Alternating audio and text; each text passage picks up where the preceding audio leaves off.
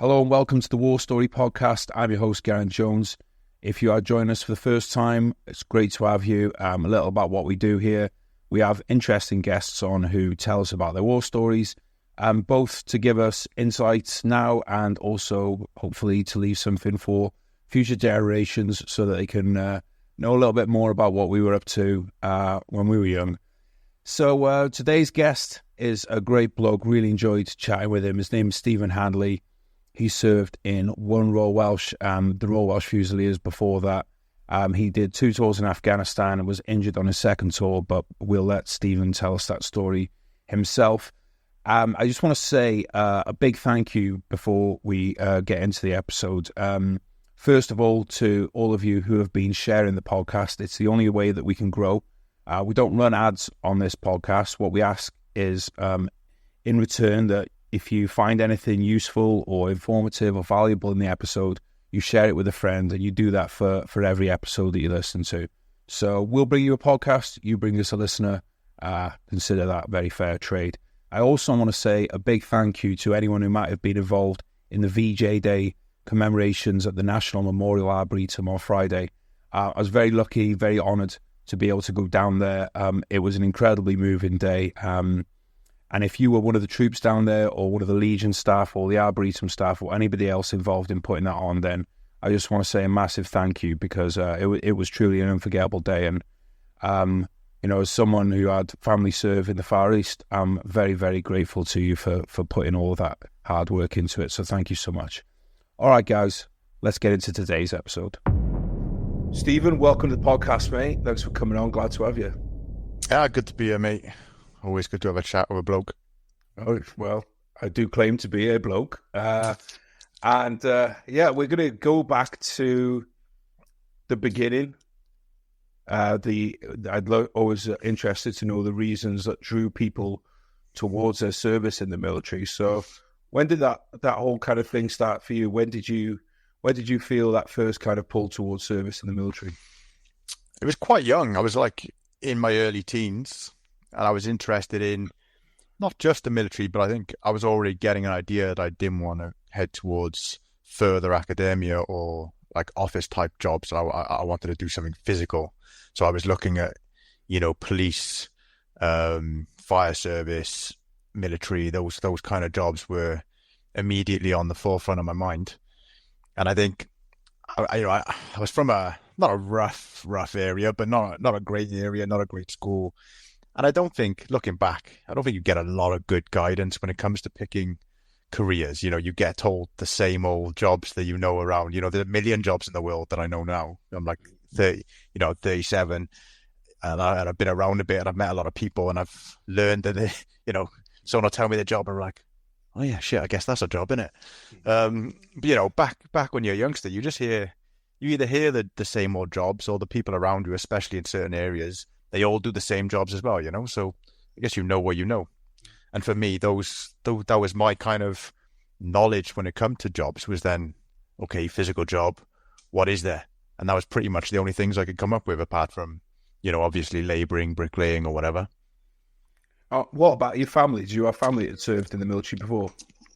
No, actually, I don't have a big history. So I do, I did find out later, but it wasn't part of my reasoning for wanting to join the army, but my great-granddad was in the war and stuff. And I never met him because he died when I was young, died of like a heart attack or something. So I never met him. And I never got to see his medals because my nan's house got broken into when they got robbed. So I never got to see any of that. Yeah, exactly. So when I did start showing more interest and got, into asking, there wasn't much knowledge. He didn't really talk like most, didn't talk about the war and all these to his kids, my nan. So, there wasn't that much to learn really, but I did get actually like my great nan gave me his crucifix before I went to Afghan and all that. So I've still got that to this day. He had this crucifix and I tried looking it up, but I think what I found was he actually got it from Italy. It's like an Italian crucifix. So I think that's where he must have been and that's where he got it from. And where was it? What was the town that you grew up in? I grew up in Cardiff and I grew up in an area called Rumney. I went to Rumney High School and yeah. So it wasn't, it's not a ghetto or anything. And there's plenty of worse places in the world, but yeah, it's also not not an amazing place either. No. So anyone from Cardiff, if you know of any scrope bags selling medals, then Yeah. Let me know. But no, so that was it really. In terms of how it ended up then being a little bit of a process of elimination. So by the time I finished school, my parents were adamant, or my stepdad was adamant that I should get a trade or something. So I went straight into car mechanics at first, did an apprenticeship with that. But on the forefront of my mind, it was I was by this point I'd already kind of whittled it down to the fire service or the military, and I'd actually inquired about the military, and at that period of time, I was getting told that they liked people with life experience, and that I wasn't likely to get in until I was in my early 20s, and they'd just been going through redundancies, etc. So then now in that process of elimination, I was like, all right, then I guess I'll join the military, do that for 5-6 years, get out, join a fire service, possibly. And that was kind of it for me. And what kind of year was this? Oh, Jesus, you're asking me to do maths now, are you? I joined in 2008. I joined the army. So I was like 18 then. I'd actually applied to join, did all my selection a little bit earlier than that, but then my mother was getting married and they'd said they wouldn't let me leave for my mother's wedding, so I put the date back and got a job in a coffee shop for a bit. And then once she got married, I joined up then. Probably come in handy as a new bloke, knowing your way around the brew. Yeah, exactly. Yeah. So when you were looking at the military, how was it that you settled on the infantry? To be honest with you, I didn't even really consider anything else. I think I was quite. I think I had a romantic idea about it. I think I was a bit of a sucker when it came to all the be the best stuff, and I was drawn in with that, and I was drawn in by the idea of adventure training and all the Bear Grylls type of stuff. Not that I remember Bear Grylls being a thing when I was young. I was probably after that, but that kind of idea, adventure training, I was thinking I'd be getting stuck into all that. But little did I know that as far as adventure training went for me was probably kayaking in Wales, which is where I'm from anyway. So wasn't I didn't get the most experience when it comes to that stuff. But no, we were straight into the swing for Afghan training and all that. Didn't have time for anything else, and was the way it was. I think the boys get a lot more done now that with circulation, get a lot more Gucci stuff. But yeah, that time I joined, it was just work. So in 2008, then, I mean, Iraq's been going off. Afghans kicked off properly by that point. Yeah. So was that something you paid attention to, and something when you looked at that you thought, I want to get stuck into? Yeah, it was, and I was very much, it sounds stupid and naive, but I was interested in being a soldier and going to war, honestly, and doing that job. So I think 9/11 probably had a big impact too, because that happened just in my later years of high school. I remember there being protests in school and all these different things, people marching and all this stuff. I don't know what they were thinking they were doing, probably just an excuse to get off school, but they were doing that. I remember it being a big deal, and it probably, looking back, it probably cemented, or was probably the nail in the coffin when it come to me, deciding I was going into the army. My mother hated the idea, didn't want me to go, like most mothers, I imagine. And as I said, I didn't have a big, other than my great granddad, who I never met. My uncle, my mum's brother, he was in the RAF as like a traffic controller or something like that, but it's not something we really talked about, or something it wasn't like his identity or anything, so it wasn't something that was a big deal growing up, or something I particularly looked up to or heard about. So no, it was pretty random. And what about mates and maybe did you play sports and stuff, team sports? Casually, I played whenever we could. My school was rubbish, so they'd always set up a rugby team, and then it would last a little bit, and then it would drop off because the coach would disappear or didn't have the funding or whatever else was happening. So we never seemed to last. But I think in primary school, I did a lot of running. I was relay runner for my team for school and stuff like that. And yeah, I played a bit of sports. And I went to Army Cadets as well, actually. So obviously, where the interest came in, I started going to Army Cadets. I think my mother liked the idea of that because I was a bit of a shit and needed some discipline. So started doing that. And yeah, I had a mate, my best mate in school who was in cadets with me, and he was also thinking of joining the army, and we're thinking of joining together, etc. But he ended up going to the LSE, and he also moved schools before I finished school, so we kind of lost contact and everything. So no idea how we ended up going. So why the Royal Welsh over? Well, I suppose by 2008, it's Royal Welsh, Welsh Guards, probably your two choices, right? I mean, no. So I actually started in the paras. So I did selection, and again, I had no knowledge of military regiments. To be honest with you, I just went to the careers office, said I wanted to join the army, said I wanted to be a soldier, did the barb test, and because I'd already had my mechanics qualifications and I did quite well on the barb test, I got offered engineering, etc., etc., and I was very much like, no, I'm going infantry. I want to be a soldier. And then did selection, and because of my selection results, my fitness test and all that, they were like, oh, you've qualified for the paras if you want to do the paras. And I was like, what's that? Honestly, that's how little my knowledge was. And they were like, oh, it's pretty much the same, it's just a little bit harder. And I was like, all right, sound. So we did that, and I got through up to did P company, but I got injured on P company, and actually got injured before P company, but I really struggled on P company. But they told me by the Friday I'd failed. I didn't have to continue, but I cracked on, did it. I knew I'd already failed. Did the rest. There's only like Monday, Tuesday left anyway, so might as well do it with the lads. Got a standing fail, and then but got put into like a rehab platoon, which is like where all the injured blokes go. And it's just a tedious process. You're just doing physio and all that. And I just wanted to be a soldier. I wanted to get out of training. Already spent pretty much a year there at that point. So I got the threaders, and all my mates started passing out and going off, and felt lonely and was stuck. So I was just like, fuck it, I'm getting out of here. And I put a transfer into the Royal Welsh, and they were almost done with it, because obviously I was this P company, then final X, and then you're out. So I was pretty much at the end of the the power training. So I went straight into like one of the last weeks of the Royal Welsh. I think I had a couple of weeks, did the final X, and got best recruit, and then so then I think that there is a difference between paras and everywhere else, because yeah. So you find that beneficial there, that you'd gone through mostly with the paras? You think you got a better level of training? Absolutely, yeah. I mean, that kind of spoke for itself. Like I said, I turned up for the last weeks, and then managed to get best recruit, and I'd hadn't even been there in that platoon, and it was a double platoon because it was Mercians and Royal Welsh trained together, so it was like 60 blokes or something. And I think I did a couple of exercises, maybe, or one exercise, did a few fitness tests with them. I think I'd already too late for like their PFT and stuff, and I did some other fitness tests. I think I won a couple of them. I was up for best fitness too, but I hadn't done all the tests for that. So a lad called Matthew, a South African lad, who actually joined Royal Welsh, well, nice lad, good lad. He won best PT. And yeah,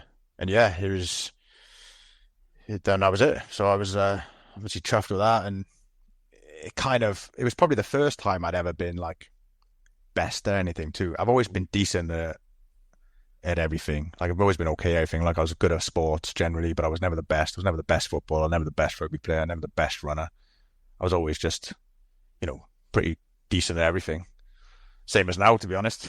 But and that was the first thing that kind of cemented that thing in me that was like, best. And then that's all, like, as I said before, my inspiration for joining the army was be the best, etc., etc. So yeah, it was the first time I kind of felt like, yeah, this is what I'm supposed to be doing. This is what I'm good at. Do you remember that recruiting campaign to be the best one? Is that something you remember? Yeah, absolutely. Yeah, definitely. I remember that, and I remember just the visionaries of adventure training and all those things. Living a life of adventure. So yeah, definitely drew me in that. So when you were at this, when you were doing Para Depot, then is there any moments that stick out for you? Anything that really you maybe look back on fondly or not so fondly? Not particularly, to be honest with you. I think when you're in training, everything's the hardest thing you've ever done, and it's all this, and it's stressful and it's ridiculous at the same time. And when you look back, when you go into your regiment, you obviously go on and do a lot harder things, for numerous reasons. And then we probably treat people worse in the regiment and stuff when you get in terms of bee stings and all that sort of stuff. So I think it kind of pales in comparison to other stuff you go on to do, really. And you get older and you get more experienced. And then, if you always think, if I went back to training, you'd piss it, and it'd be a doddle, really, it'd just be fun. But as an 18-year-old and going in, it's a bit of a shock therapy and everything else. But no, I think what the Powers do well is instill pride in the regiment. They instill pride in who they are. I think that's something they do really well. And the fitness element of it, the fact that they're so on it with the fitness and the strictness of that even if you've got a Hmong, because there's plenty of Hmongs in Powers, don't get me wrong, plenty of blokes at Powers out my platoon weren't great soldiers, but they were fit enough to do P Company, everything. And at least then you've got a fit Hmong, rather than have, whereas in some other regiments like the Royal Welsh, for example, you'll get some people in that are Hmongs and also not that fit. So then you've got a fat Hmong. So why are you looking at me as they're saying this? Well, so when you did change then, because like I said, the Paras are very good at instilling that pride. Some might also call it propagandizing the bugs, which I think is what you need when you're training a soldier. You should make them feel that they're in the best unit that's ever existed. Yeah. Did you carry any of that across with you? Yeah, I actually did. I think. Hang on, I got this light on this back of this phone, and it's blinding me. I'm trying doing it down a bit. That's my teeth, mate. I cleaned them specially for you. Oh, there we go. That's better. Yeah, you've been to America a few times, haven't you? So you've got the white teeth done. Turkeys, mate. Nah. No, I did, but it was more about pride in yourself than pride in the regiment. Like, don't get me wrong, I did want to be proud of the regiment, and I did want all that as well. But I think what I should try and, if we've got in these conversations with blokes, like, because obviously you go down different camps for courses and things like that, and sometimes you'll be there the same time as Paras, or you'll be there the same time as other regiments. And I did want blokes to cut around with pride, and I did want people to show the regiment in a good light, And I think there are different types of people too. And this goes for Paras as well, or Marines or whatever. There are some Marines or Paras that let the badge speak for them. Do you know what I mean? Like the badge is the honor rather than them being the honor for the badge. Do you know what I mean? Like, does that make sense? Like they almost, once they're in, that's it then. They've got the badge, and then the badge can do the talking rather than them doing the talking, and rather than them carrying on and holding up the standard and carrying on to be the standard. If that makes sense. I've seen that amongst blokes as well. And I think it doesn't matter who you are or what you're in, you can always be better. And if you really want to be, you can be fitter than a bloke in the reg and folk bloke in the SAS, and it's up to you. You're still made of the same stuff. You can just whether you care enough. Yeah, no, absolutely, mate. That makes total sense. And when you came across then to the Mercy and Royal Welsh Platoon, what are the kind of things that you saw there, maybe just touching on, or what you were just saying, that you felt could maybe, because, I think, you could obviously say, oh, well, everyone should have the same physical training standards as the Paras, which is what I believe. But I'm also realistic and know that would mean you'd end up with half the less recruits coming in. But were there other things that you saw in that training when you went across that you'd think maybe this is something that that you could instill in recruits without losing half of them because they can't meet a fitness standard, maybe? Yeah, absolutely. Because the fitness wasn't the main thing. That's not the thing. Fitness isn't the main thing that makes you a good soldier or not. It's the discipline, and it's the holding people accountable for things, and it's having standards. I think that's the main thing. And the standards of fitness are just another example of standards across the board. Like your when you do your parades or when you do your inspections, the standard is going to be a certain level, or it's not.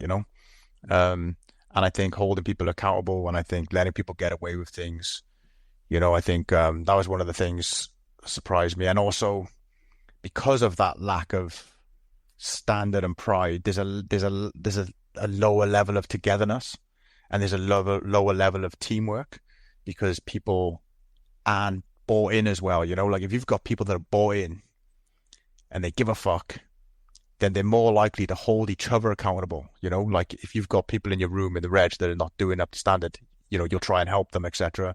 And if they don't accept your help, or they just fuck it off, you grip them. The blokes get amongst it right before the screws even have to, And I think that's something that was different when I went over, that people were kind of in rooms that were doing shit that the other blokes weren't, liking or accept or happy about. And they were kind of just letting it go by, either because they were, they were bigger than them and they were scared that they couldn't take them, or stuff like stupid stuff. But that didn't happen over in the past, because you just got together and it didn't matter how big or hard you were. You ain't going to fight 20 blokes. So, collectively the buy-in was there, and then everybody held each other accountable. And I think that was the difference. I think you could get to take the fitness out of it. It doesn't matter. It's more the standard and the consistent standard, And what about when it comes to, say, regimental history? Like, one of the things I'm, just to be honest, quite jealous of is, the paras every year, Pegasus Bridge, Arnhem, they've always got blokes out there representing these things. And I just think, look at history, like the Royal Welshes, there's barely any battles that we haven't been in, and you just don't really see that kind of... No, and and that's the thing. It's like going back to the whole thing of pride, and instilling that pride and standard, and holding each other accountable to keep that level up. And again, that's nothing to do with fitness. It can just be done. It can be done with every regiment. There's plenty of regiments that have done plenty of things to go back years and years and years. It's just making the effort to keep it, in the minds, and keep it, at the forefront, and it's still that pride into people. But yeah, I was lucky enough to obviously do all the battlefield tours with the paras and everything in training. So I did all that, and it's epic, and you've got, it's part. You've got to learn it. It's part of the training. You've got to learn the history. You get like quizzes on it and shit, and you're expected to know it. Yeah, I'm not. I know like the Royal Welsh do, Rogue's Drift and things like that. So it's not that it doesn't exist at all. But I've just always not the same though. Right. Yeah. I mean, some of the old heads will like bring it up, and the songs will come on now again and all that. But it's not. It's not like, it's not part of the training and stuff. It's not like, and you're not quizzed on it. Like if you don't know it, you're beasted, or you're a shit bloke, So you don't have to care. Whereas you kind of have to in the paras. I think it's like I said, it's part of the training. It's part of again that whole, like you said, propaganda / instilling the blokes with the pride and making them understand what they stand for and what they represent, and the people that's come before them, because there's always people that have come before you. And when it comes to things like, maybe I'm a bit old fashioned when it comes to like wearing uniforms and badges, then they've got history, and yeah, you should be representing it and representing it well. And yeah, and I think that goes for the fire service, police, everything as well. Like if you're wearing a badge and a uniform, and you are accountable for holding up that reputation and for keeping the standard, or bettering the standard. I mean, having seen that kind of both sides, is it almost feel, because sometimes I almost feel that there's a bit, and again, this doesn't go for everyone, but just from conversations I've had with people who have served in different regiments, I almost feel like you said, the para thing is kind of someone's total identity. And I'm not saying that this doesn't apply to everyone, because there's a lot of people who do make their regiments their identity, but I was kind of almost get the impression that a lot of regiments, it's a job that happens to be it's your job that happens to be in that regiment, rather than like the paras I talk to. It just seems to be, no, this is who I am, this is everything. It's the reg before my wife, it's the reg before kids even, which I know lads will say sometimes this can be to the detriment of those things, but Yeah. it does almost feel like it's like that is the top priority before everything. And again, I'm not saying that this isn't the thing for any lads in other regiments, but broadly speaking. No, and I think that's always going to happen when you've got the different levels of standard for training. You know, like you said, if something is harder to get to, if you're going to get through it, it means you've got to care more and you've got to really want it. You know, so me, for example, you know, I got injured, but if I really cared, would I have transferred? No, but I didn't. The truth is, I didn't know anything about the paras until I got, you know, good enough fitness levels to get into it, and I was told about its selection. I didn't have a dad or a granddad that was in the paras, and it wasn't in my family. You know, some of the guys I met, you know, their dads were in, or they knew loads about the paras before they even joined the paras. You know, they joined the army to join the paras, and that's where they were going. That's what they wanted to do. And I think, you know, for those blokes, once they get in, you know, they live in their dream, if you like. Whereas, and they needed to have wanted it to get through it. Whereas when the standards are a bit lower with the other regiments, then blokes can kind of get through it without really, really wanting it and really giving a shit.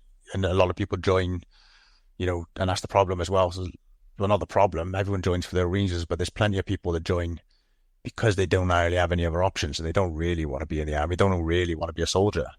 It's just an opportunity and a decent paying job. For, you know, not a lot of work most of the time. And, you know, when you work, but let's be honest, there's a lot of pissing about and not doing much most of the year. You know, and people show that when they're in the regiment as well. You know, some people are just 9 to 5ing it, getting off, going to the pad or whatever it is, and they don't give a shit. They just get in the paycheck, not asked. That's it. So how was it for you when you joined the battalion? Where did you join them? I joined them when they were in Chester, and they'd just come back from Cyprus.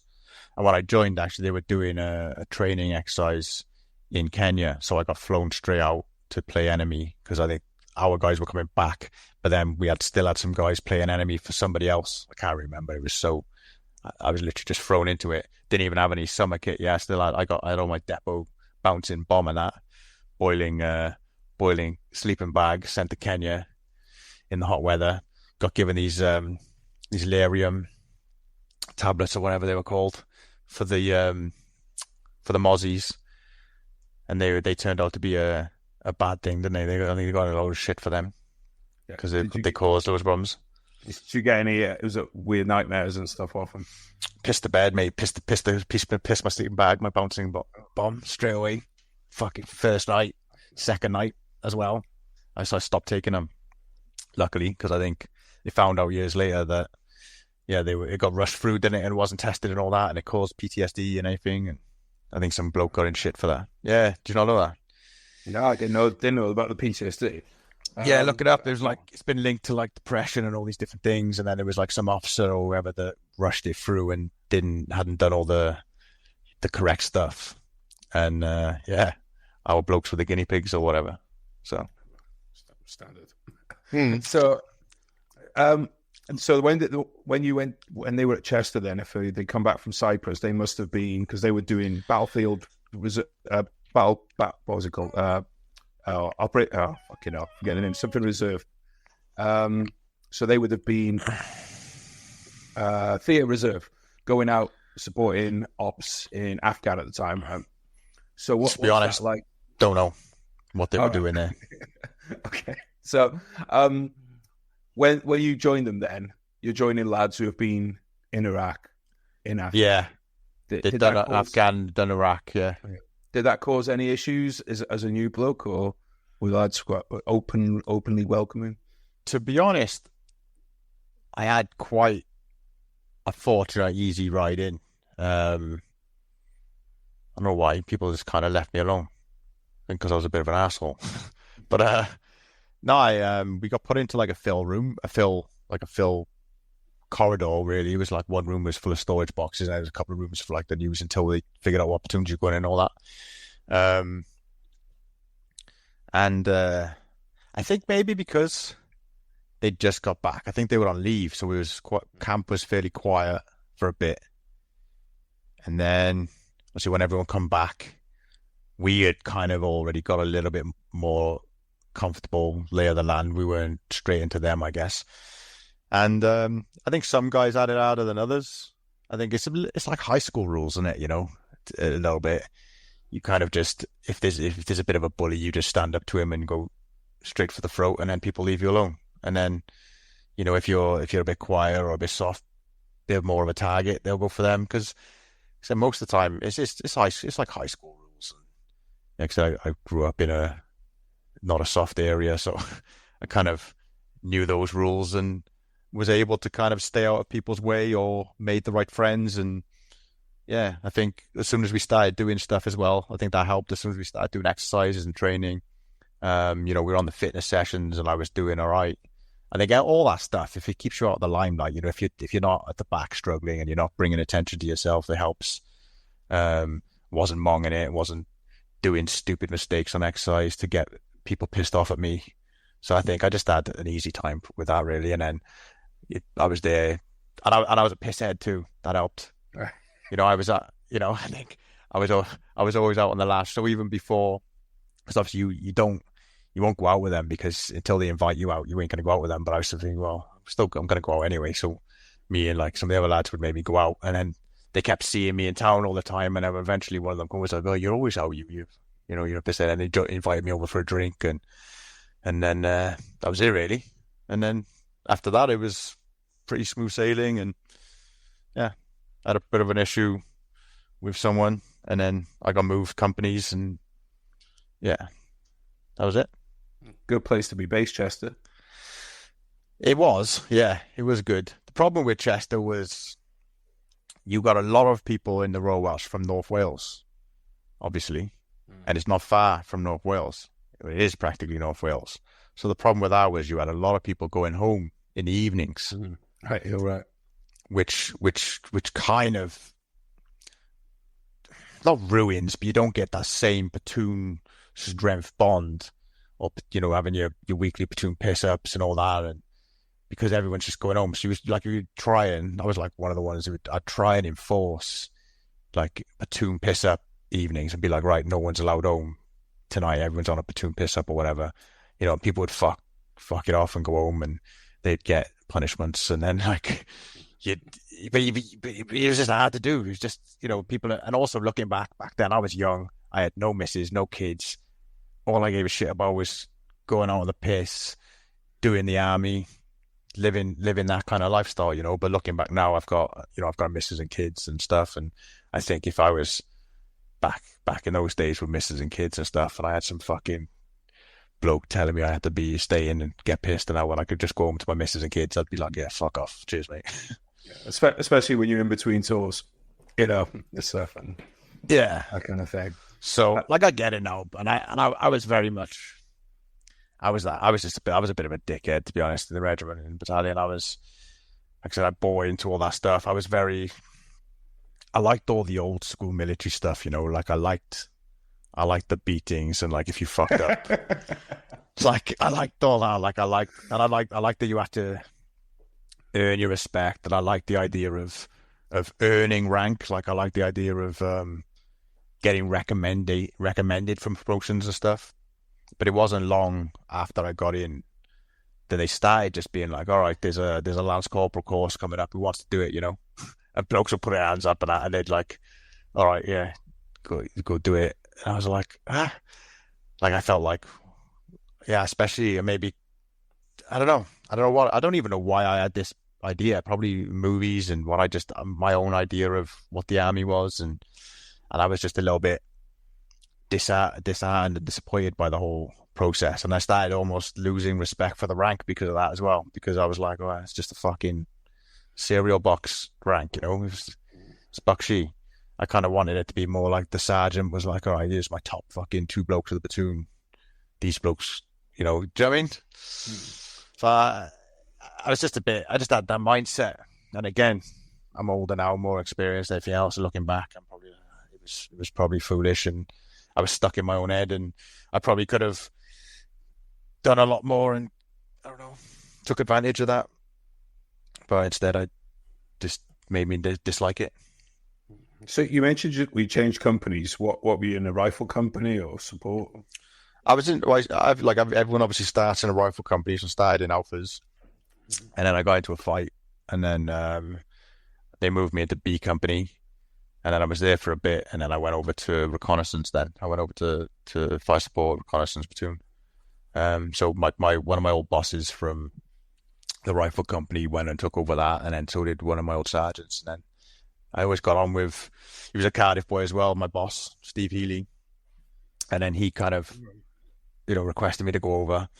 So I was like, yeah, yes, did that. And I wasn't getting on with the sergeant major of B company at the time either.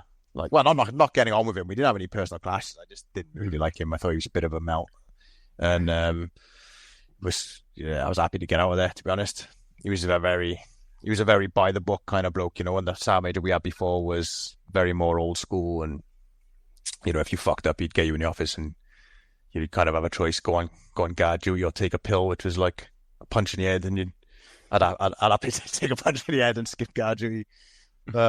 Whereas the new sergeant major was like everything by the book. He'd been doing back to back. He'd been doing back to back like placements and stuff, postings, like recruiting officers and all these different things. So it was also a bit like he hasn't been on any tours for like fucking ever.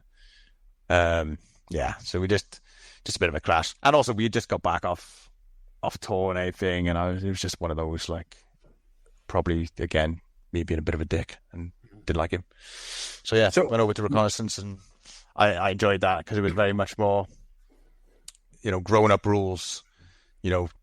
Nobody was like on your case. You expect by that point, reconnaissance is supposed to be full of like the better soldiers, and you kind of trusted to be doing and to knowing what you're doing, and not having people check up on you and checking you've put fucking radios in your battery, and not radios in your battery in your radios, and stuff like that. And it was just a bit more my speed, really.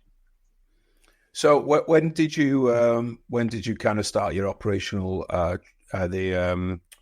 your operational OPTAG phase for you? Did you do 2 tours, or was it one? Or? I did 2. I did. Okay. So when did you start? When did you? Because you went in back into 2009. You went out on the first one. Yeah, so I joined.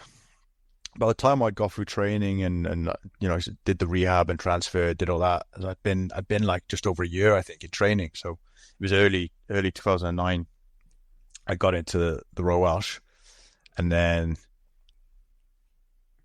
I think only a few months before we pretty much started training for Afghan, really, because we were, like I said, we were going in the end of 2009 into into 2010. I think it was like November or December or something.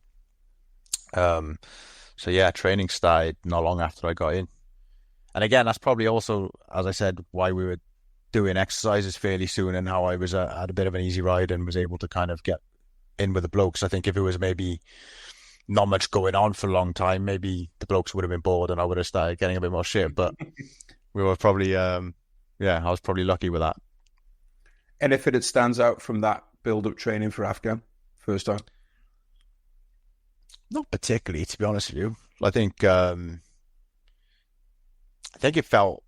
some of it felt rushed. Like, I think some of it, again, the fitness side of things, I feel like they started doing like heavy tabs way too late and stuff. And then they wonder why people get injured and stuff. I think like the physical training side of it, I felt like was not that well thought through. I thought it was not very good, but I was very much into training. I always have been. So like I used to do my own training, and I'd do the company PT, and I'd also go to the gym in the evenings. I'd do my own stuff and everything else. And it's something I've always taken an interest in. So I used to read a lot about, strength and conditioning and all these different things. And, I used to see like the PTI's sessions sometimes, and you could tell that they probably just hung over and knocked something together just before the session or whatever. So I didn't feel like there was a great structure to a lot of that, and I think a lot of people got injured because of that. Before you even get on tour, you're losing blokes. I think that's pretty shitty. But no, I remember doing I think the exercises were more fun.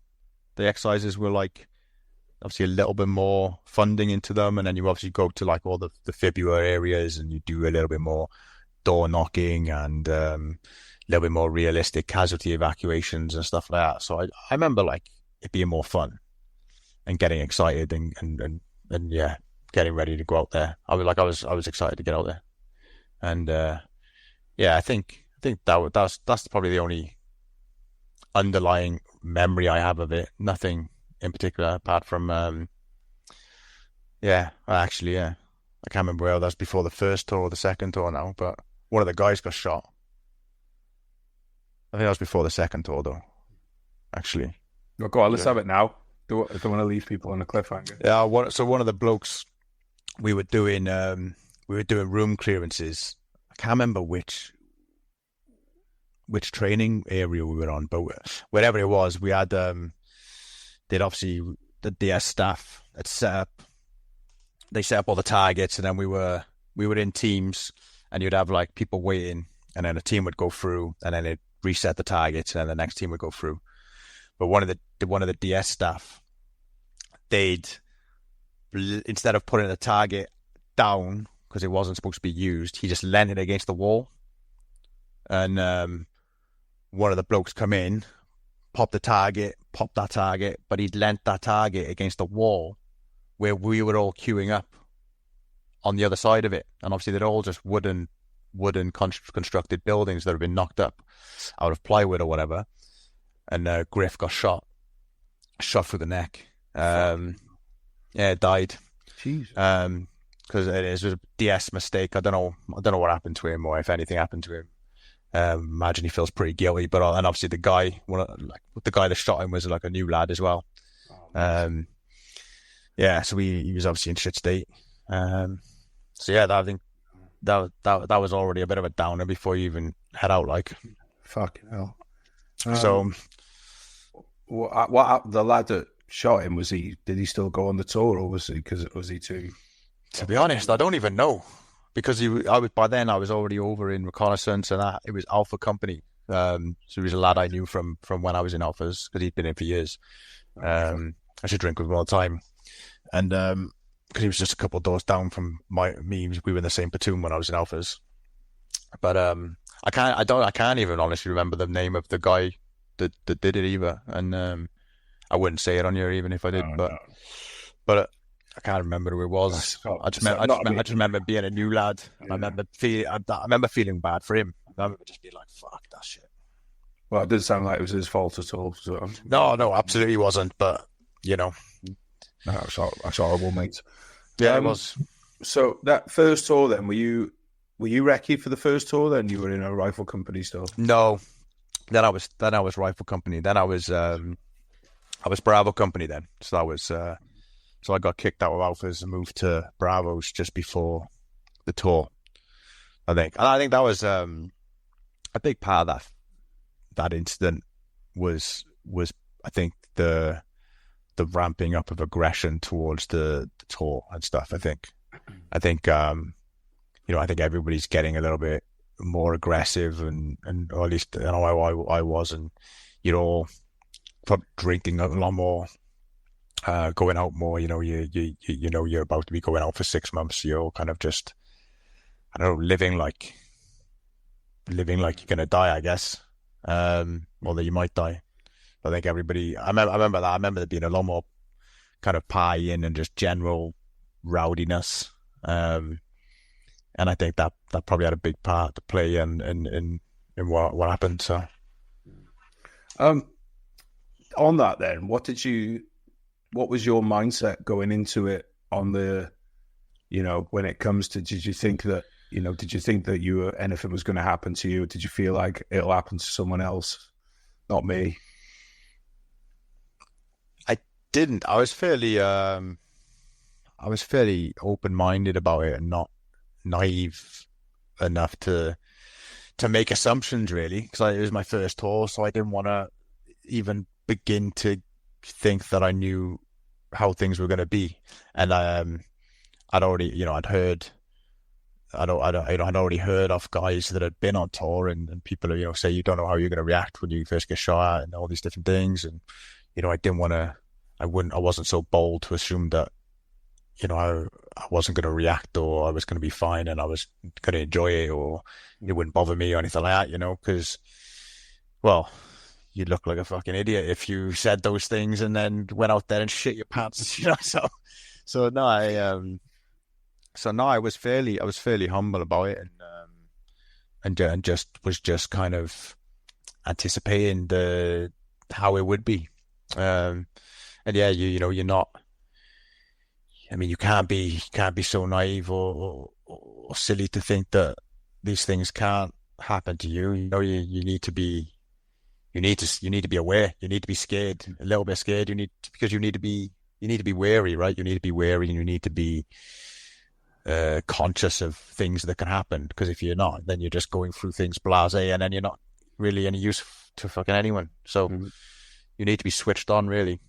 You need to be able to see the risks and understand the risks, and yeah, I think anybody that goes out to anything like that or anything similar with an attitude like that, like blasé, and well, whatever, then you're not just a risk to yourself, be a risk to everyone else as well. So it's not what I consider to be good soldering. And what's your role in the company at this time? I was a rifleman. I was a rifleman, and I had like a sharpshooter. So I had a sharpshooter rifle on my first tour. So we just did like a small sharpshooter course, like a mini sniper course. Back then it was the L96 rifle, which was the old sniper rifle, and then they had the new sniper rifles, and then the old sniper rifles got repurposed for the sharpshooters. So I had that, and I also had a Valen, and I also had ECM. Spot the new bloke. Yeah. So that was fun. Trying to like Valen walls in an alleyway with a sniper rifle on my shoulder. Fucking delt races. Yeah, and ECM on my back. Yeah, it was stupid. What were your first experiences of or first impressions of Afghanistan? Chill. No, it's obviously we get your first experience is obviously Bastion, isn't it? Right. And it's pretty hectic. You've got all the different countries. You've got your Danes and your Estonians and your Americans and everybody cutting around. And obviously, when you rock up, people have already been there for a long time, and everybody's already mid-flow into whatever there is doing. So you're just non-existent to everyone. So you kind of just turn up, and everybody's doing their thing, and it's like, oh shit, and then you rush through your few days of intro training or whatever, which is what it is. And that's it really. You have your camps, and you just kind of sat around and you thumb up your ass, and at that point you're still a little bit clueless, I think, or at least I felt still a little bit, because it's not the real thing, is it? You sat in Bastion, and you're not really in that much danger unless you're part of the Battle of Bastion or whatever. But no, I think my first impressions were just a bit, okay, well, no. And then obviously the real stuff happened then, and we started gearing up for my first operation was we were going to go into like a 2 week op, because we were going to take these compounds and clear it and then hold it for the engineers to come, and then they were going to build this Super Sanger thing. So we was part of Op Moshtarak. I don't know if you know about that. So Op Moshtarak was this big coalition. I think it was like the biggest air assault since fucking World War II or something. It was like a big air assault thing with all of the forces, the ISAF and Americans and everything else. And so we had all our different areas to land, and our area was Nadi Ali, I believe. I think Nadi Ali. And then our role was to get in, dropped in at night, under fire, fought cleared out the compounds, took over the compounds, built up sangers, temporary sangers, sandbag sangers, and then just held it until the engineers came, and then held it while they started building, and other people came and took over, and then we moved into another compound after that. So yeah, that was exciting. Like, landed, helicopter was getting shot and everything as we were landing. Got dropped in this field, and it was like soft mud. So we had I think we had definitely one, maybe two blokes that broke their leg or snapped their ankle or something, because the kit we had was ridiculous. I think we must have had 80 kilos or something in our packs or something stupid. I remember having to sit down and put it on, and then the blokes helping you up, because we were carrying more rounds and all the extra kit for everyone else and stuff. So it was all, and everybody officer they like to overplan, so we had I don't know, probably a month's worth of food for a 2-week op or whatever, and everything else. So we had just tons of kit, and obviously blokes jumping off the helicopter into this soft mud, going over, snapping an ankle. But luckily that was the only injuries we did have off that landing. No gunshot wounds or IEDs or anything like that. And then, yeah, it was a case of just fighting out, pushing them back, taking over the compound, and hold out there. And then every day we just went out, pushed the forward operating line of the enemy back a little bit every time. Just kind of doing further patrols, pushing out the area, holding the space. And then I'm not sure if we were there for 2 weeks or whether it went on longer, but we did that for a couple of weeks, and then I think we went back to Bastion. Yeah, I think we went back to Bastion. Had so many days a week, whatever it was, and then went to our main compound where we spent the rest of the tour then, which wasn't that far from that compound we took. So was that your first time at the fire then, getting off the back of that heli? Yeah. That's pretty cool. So that was the first time. Yeah. So you get shot in, that was fun. That was movie stuff, because you're sat in the helicopter and you're getting the countdown and that off the bloke, and you got it's dark, because obviously we're going in at night, so it was dark, and you just got the red, I don't know what the fuck they do, the red lights in the helicopter and all that, and you're looking down the line at your blokes, and you're about to get in, and then as we got there, fucking pinging past the helicopter or hitting the helicopter, and yeah, that was pretty cool, exciting. With the RAF, with the heli gunners, are they firing as well? Or? No, because I don't think they could see where they were. Right. So it was it was dark, and it was just, to be honest, I don't know how many fires there were. It wasn't we didn't get smashed or anything. I think it was just probably some bloke with an AK. Enough to make it alley. I just pulled my wire. Is your wine all right? My wine is good. That's the first thing I caught. I was going to say, I was a great catch to it. Yeah. I caught the wine and my phone. Yeah, very good. Good. I'm good answer. But yeah, it was. So when you got out there then, mate, and that was your first kind of experience of got a shot out, you got all this kit on and everything, getting in the compound. What was it like getting out on patrols for you? How did you find that with the was there much of an IED threat? Because obviously it sounds like you've come into an area where they're not really kind of expecting you. No, so there was an IED threat still, and I think it was Nadi Ali was one of the last stronghold in that area of Taliban. So I imagine they would have expected someone coming at some point. Right. But I don't think it was as bad as other areas because of that reason too. I don't think they'd had a time, because we found though we had over the consequent weeks, we found big caches of IEDs and that. I actually had one of the biggest finds, I think that year or something. I don't know. I'd have to look up the article. There's a newspaper article somewhere. Yeah, I had this big find. So we had on one of the patrols, we got into a contact and we went pushed it, tried to roll it, but they bugged out. And then we were, reporting, the sergeant was reporting anything. And while we were waiting, I just got the Valor out and I was searching some areas, searched like these haystacks, these like hay bales, got reading, and then, belt buckle, searched it and found this stash, and it turned out to be it was like 300 IDs, plus like components to make loads more. So it was a massive find.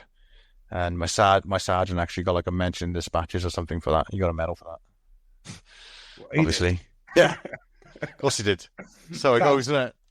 I was just about to say, did you get any award for that? Because I mean, that's a lot of lives saved there. Yeah, no, he did. He got it. He did the write up for it, and he wrote what did he write? He wrote something that we'd had success with some earlier finds, which we did. We had some smaller finds earlier on, and then he made it like SOPs, standard operating procedures to search. We fucking didn't. Never. I mean, it was obviously standard anyway that you do your 5 and 20s before you even go to Afghan, and that's basically what I was doing, just my 5 and 20s. And he put that in, and that was he got I think it was a mention dispatches or some kind of not like a medal, but he got like a mention. He got like a accommodation or whatever it was. But yeah, he got that. And he had his picture on that taken and I wasn't allowed to have my picture taken because I wasn't wearing gloves, and I wasn't wearing gloves, so I wasn't in correct uniform. Because I didn't like wearing gloves because I had the balance, so I was always doing the searching, and when I'm searching, I want to feel. I don't want to wear the gloves, right? Just take my gloves off, and then the other thing was my weapon was because they took my picture, but then he didn't want to use it because of that, and my weapon was like 5 meters away from me because it was a sniper rifle, so I put it down on the tripod so I could Valen. But yeah, a bipod, I should say, not tripod. But yeah, so his picture was used instead of mine because of that reason. And then usual politics, as you're probably well aware of. So it goes, but how it goes. So when you're then out, you're out on the ground, doing these kind of sweeps and stuff. Is resistance building up as you've been there longer? Are they kind of coming in and contesting the area?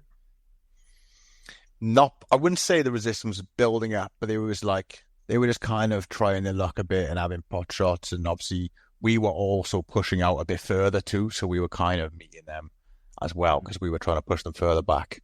But they were coming in. They were mainly coming in and like planting IEDs and stuff, coming in at night and going into areas that we couldn't see, like around the towns and roads and stuff like that.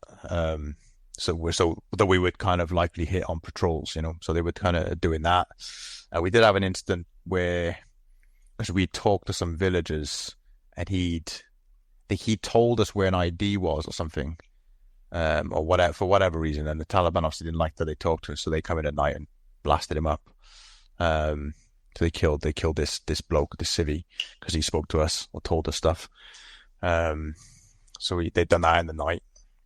So we went down there the next day. It wasn't my morpol, it was another morpol that went down there. They said, like, one of the guys I spoke to, he said they went down and this guy's brother was there and he was distraught and everything else. Yeah. But no, other than that, it was just little scraps mostly. It was busy enough to be fun. Like, we were getting the scraps most days, but they were small scraps. They were mostly just, a couple of insurgents, and they would always shoot a bit, fire off some rockets or something, and have a few blasts, and then they'd run off. It's not very often they stay and fight, as you probably heard from most stories in Afghanistan. That's just not really the way they do it, because one, they're not good enough, and two, there's usually not enough of them. So they rely on getting lucky and pot shots and trying to shoot at you in areas where they know you can't shoot back, like when you're in towns and stuff. And there was a lot of that, really. A lot of like ambush style things that didn't last very long. It'd be very exciting for a few minutes, and then it would be over. We didn't get into any like prolonged firefights. Maybe one or two longer than others, but other than that, it was pretty pretty short-lived most of the time. And did you get any, like, because I know some people always find this weird, but most soldiers get this. It's like, did you ever actually see them, the Taliban? Not see them. Apart from I shot one with my sharpshooter rifle, saw him. And that's the only confirmed that I've got, because I saw it. Because most of the time, you all shoot back, don't you? And no one knows who's hit who, and then you get reports that there was a body and they're dead, and other than that, you don't know anything. It's very impersonal most of the time. You don't see. You might see figures moving in a tree line or running away from a wall you just got shot at from, but you don't actually don't see them like this, like me and you, or you don't see them. Nah, hardly never. And there was a couple of situations where, because we were obviously IDing blokes and taking, is it DEXA scan or whatever? No, what's it called? Not DEXA scan. When you take the DNA and all that stuff. I can't remember what that's called. I don't know if you had to do that. No, I never did that. So you have this little, we were trying to get information on people and stuff, and take DNA samples, and they were doing all this. So we would do rounds on patrols where we had a translator, and we'd talk to people, especially fighting age males, and we'd take DNA and names and age, and the 50-year-old bloke would be 13, and they never knew their age anyway, so that was pointless. But you'd ask them these questions, and then you'd take a DNA swab and everything else. But there's a couple of times where you felt like this bloke's a Taliban, this bloke's a surgeon, but you don't know, and there's nothing you can do about it. And yeah, there was a couple of them, but other than that, no, I never got into situations with hand-to-hand combat or anything like that, so it was always quite distant. You talk us through that shot then? Say again? You talk us through the shot that they confirmed? Oh yeah. So we did another small, it was a 2-day mission, and I was with mine, actually, who you're going to speak to, I know, soon. Mm-hmm. So we were on the same mission. We went out for 2 days, and we just were laid up kind of on small roofs, and we got into this compound set up. We were there just to fight out these Taliban that we knew were there, and he'll probably have a better memory of this because he's been going over it a lot. He's writing a book, so he'll probably have a lot detailed account of this, I imagine.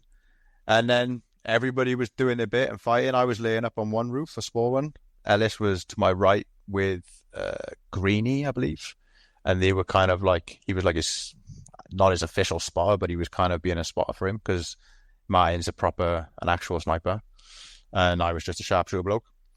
And then we were looking into a field where we were getting contacted from, and it's not bun lines, but waves in a field where it's been raked. Right. It was a little bit like that. And then I saw a bloke, and I was like, I think that's a bloke. and then he shot. He put a weapon up, and he threw some shots over. And I was like, it's definitely a bloke. Just pulled the trigger, hit him his gut, his left side, and he kind of span and dropped at the same time. And I was like, I think I hit him. And I called over to Elliot and Greenie was like, you didn't hit anyone, shut up, you didn't hit anyone. And I was like, I did. And I think it was one of the lads hot shoes with me, and he was like, oh, you did. And he was like, oh, you never. And then he was like, a couple of seconds later, a little bit further along the field, you've seen this guy kind of crawling up and down. And I was like, that's the fucking guy. And I was trying to get it because I wasn't as good as mine. So I was like, that's him, try him. And we were shooting. Didn't hit him, I don't think. Didn't hit him again. But didn't see him after that either. So might be alive. Don't even know if he died, obviously. But yeah. What kind of distance? I doubt it. Probably only 400 meters, 500 meters. Not far. Yeah. That wasn't far. It was a field that was leading up to our compound, pretty much. So, and how did you feel about it at the time? At the time, actually, nothing. And after nothing, to be honest, it was in the heat of the moment, and there was blokes firing rockets out of one wall. So there was a lot going on, and then at the time, it was a bit like I said, I think that's a bloke. And then that was it, honestly. And then everybody just carried on doing their own thing, and it was over, and that was it. Back to Bastion, and never really gave it much thought after that. Apart from arguing with Greenie sometimes, because he kept saying he kept saying I never hit anyone.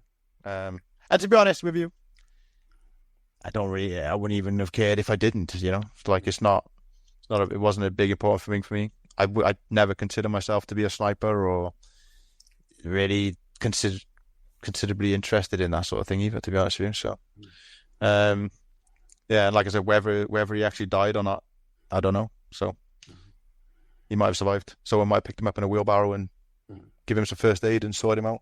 Yeah. So you mentioned on that tour, then you went back to Bastion, then you went back out there. So you were kind of operating out of Bastion for what, like the first part of the tour, and then you kind of did like PB holding patrol bases for the rest of the tour?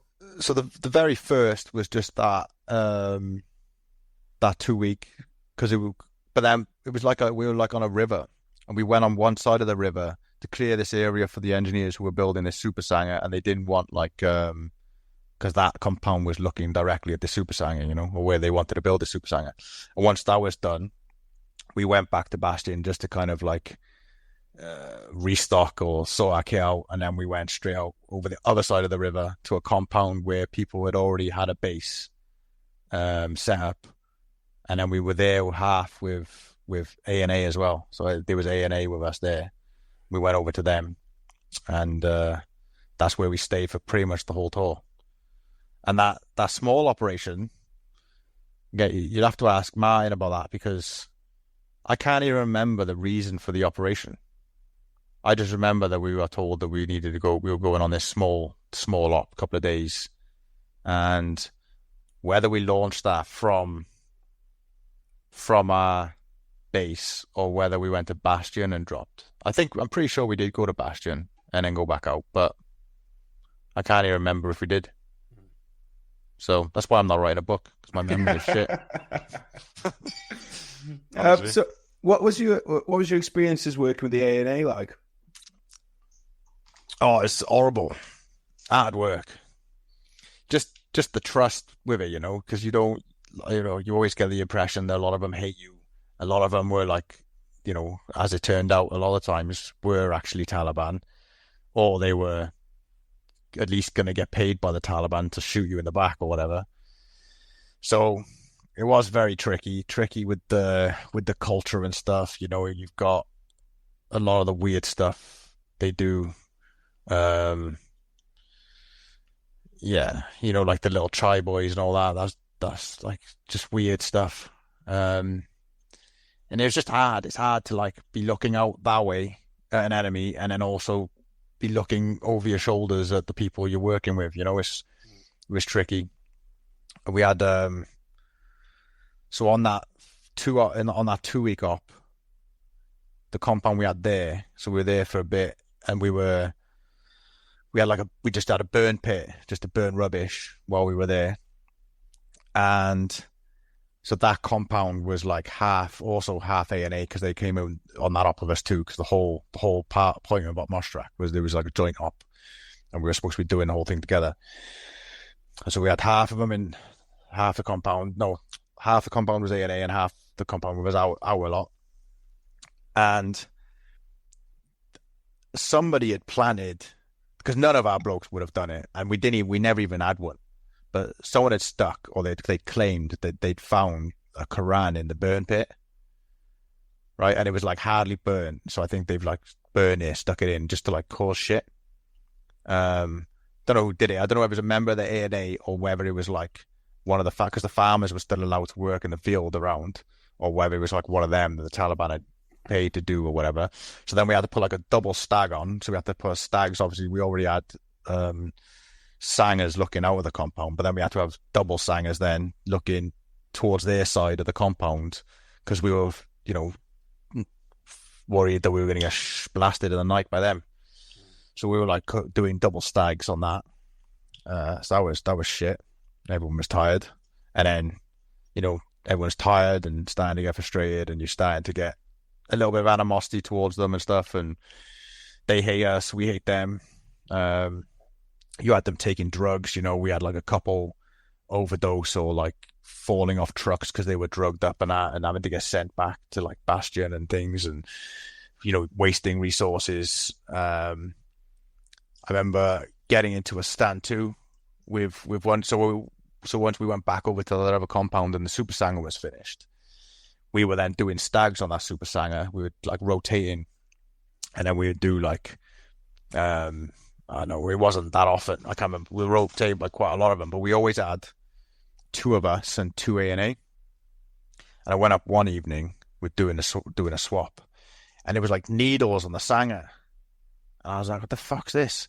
And I picked it up, and they were like, oh, it's mine. He went to take it, and I was like, no. And I bent the needle into the Hesco, and he pissed him off, and he snapped, and he lifted his AK at me, and then I lifted my weapon at him, and we were just stood in this Sanger with our weapons pointing at each other, and I was just thinking, it's just going to be a little fucking, we're all just going to die now.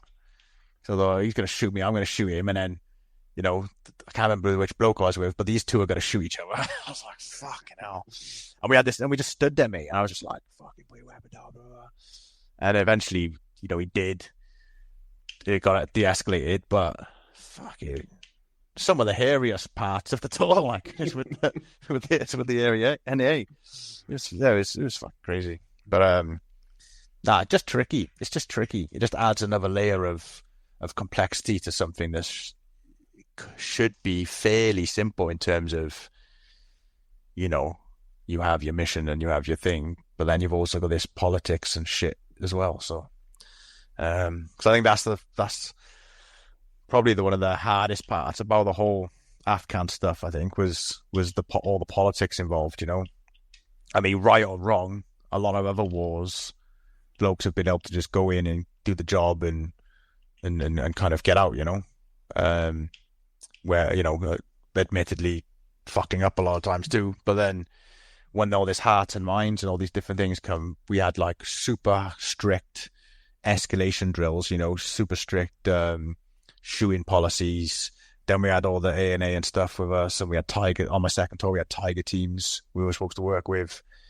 They were a bit better, but even then, like, we're just different, aren't we? And so yeah, I think that a lot of the politics made things really hard with Afghan. I never did Iraq, but speaking to the guys that I knew that had done Iraq and then would do it Afghan, that was one of the things they said, like, fucking hell, Iraq was so much easier in terms of just because you were there, you were doing your job, and you were kind of left to do your job. But in Afghan, you were policed so much. Just a lot, and there was a lot of bullshit in Afghan. A lot of politicians and politic-minded officers caring about optics more than the blokes. And I remember getting off a patrol on my second tour, and we had some feedback, and the for the sergeant come in and was like, oh, we had because they had a blip in the sky, our surveilling. Yeah. And then we come off a patrol, and my sergeant was like, oh, we got some feedback from the blip, and they were like, you weren't wearing gloves, or you weren't this, like, the kit. And I'm like, so they're surveilling us, are they? Right. Do you know what I mean? Yeah. A&E's supposed to be like watching our surroundings, our flanks, and instead they're picking us up for like fucking not shaving or whatever. Yeah. It was just like bizarre. We had exactly the same, mate. Like, fucking, like, why are you watching us? Like, yeah. Oh, mental.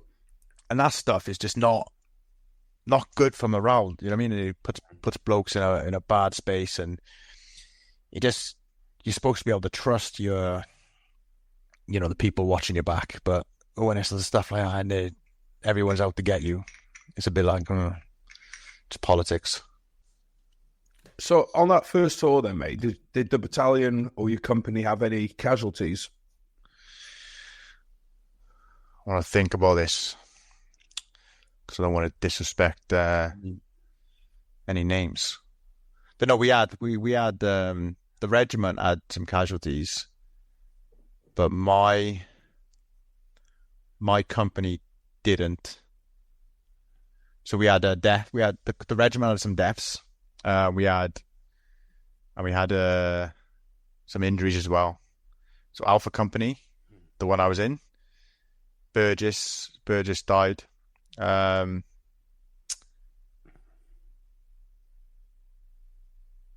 I'm not sure if that was on the second one now. No, yeah, that's the first one. So Burgess died, and he got shot. I think it went through like his side plate, from what I know. Again, it wasn't my company, so I wasn't there. He went through his side, but then it like ricocheted between his plates, and it was when they were like crossing a ditch. I think he fell in like an irrigation ditch. So yeah, he ended up dying. And do we have any other deaths? I think that was the only death we had. And then I think Pete Hayward, he got injured. He got injured on the first tour, I think. Yeah, he got injured on the first tour. So obviously you know him. Yeah. So you got hit with an ID. It was an ID. Yeah, Pete, if you're listening to this, you've only ever managed to do 2 half tours. Do you know him from before? Did you? He's a good lad. He was my platoon in Iraq. Yeah, I didn't obviously know him because when he joined, I wasn't in Alphas anymore. So I actually only met him after the injury and all that. I think actually after my injury, maybe, because then I met him in the same circles of injured soldiers and everything else. And got to meet him, but the blokes love him. The blokes hold him in high regard. Crouchy got shot. He got shot in like in the top of the leg, I think, like the thigh. That was on another. I think that was on another small like mini operation. I'm sure that was on another one. Maybe that was the same. Nah, that wasn't the same today. Yeah, that was another one. I'm just thinking why I was with him, because I was in like the same area as him, and obviously we weren't. He was in A company and I was in B, so that's what I was thinking. Maybe he was that was another combined thing. Who else? I don't know. Just a few. It was a pretty successful tour in that sense. I think we had a lot of, we had a lot of fun in terms of contacts and everything. We took part of that Op Mostrack, which was like a big thing for, I don't know, some people. And no, we didn't have many deaths, not that many casualties. So it was a fairly good tour, really. A lot of fines, IED fines and all that. That was good. Did you enjoy it? Did you enjoy the tour? Yeah, I did actually. I enjoyed it, and I was actually, pleasantly surprised. Like I said, I went up there not knowing how I was going to react and stuff, and I was quite happy with my own, reaction, performance, and I felt like I held myself okay and everything else. So didn't shit my pants, so that was nice. And so I come back having a good tour, and I think it was still weird coming back. I think coming home again is weird. Trying to. I mean, it feels like there's not much point talking to civvies about stuff. Obviously, everybody's got questions, but you kind of get fed up of answering them, or you don't. Not because you don't want to talk about it. It's mainly just because you can't really do it justice, or you can't explain it in a way that they're going to understand anyway. So there's the answers they're not going to understand, and it just seems like a pointless endeavor, So I think a lot of times it was a bit like that. And I remember being still quite wired. I remember being very watchy, very noticing everything, and very we'd go out with my girlfriend at the time, and I'd be like, he's looking for a fight, or he's looking for this, or he's had too much to drink, and I was looking, knew where like exits were and was like scanning, and I could see potential dangers, and especially for the first few months, and that faded off, and that's probably because I was the drunk one then. So, but but no, it's I remember being like, I think wired is probably the only way I can explain it for a bit, and yeah, so people said after, because they didn't want to say it to me at the time, but they'd said afterwards that I was very like different and very my eyes were different and I was a bit wired and very not twitchy but just very alert. Were you looking forward to getting back out on tour?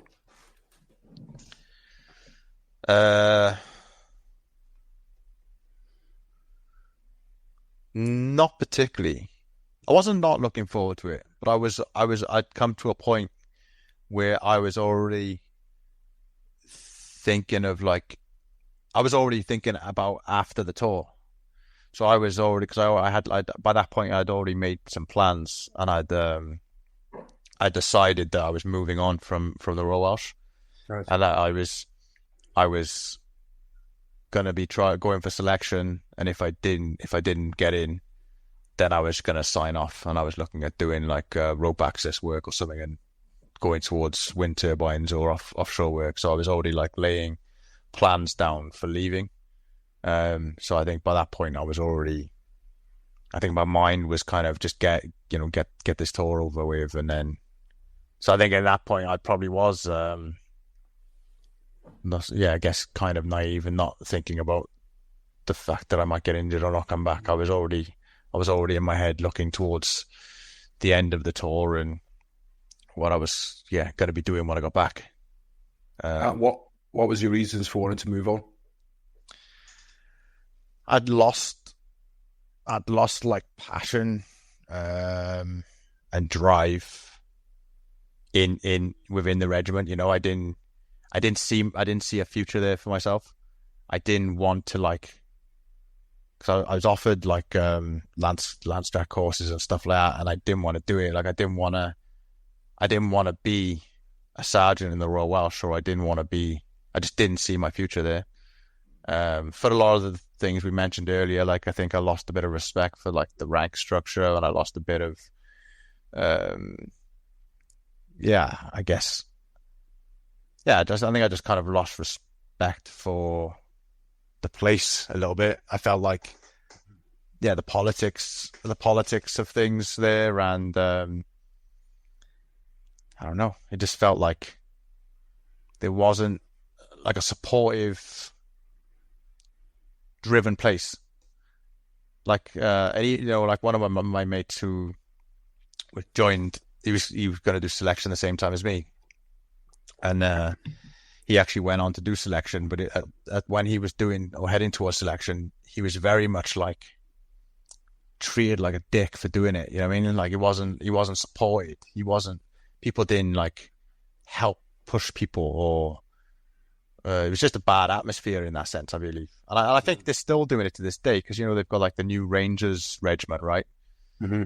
And again, one of my mates, he went over there, and he was like Sergeant Major there and everything.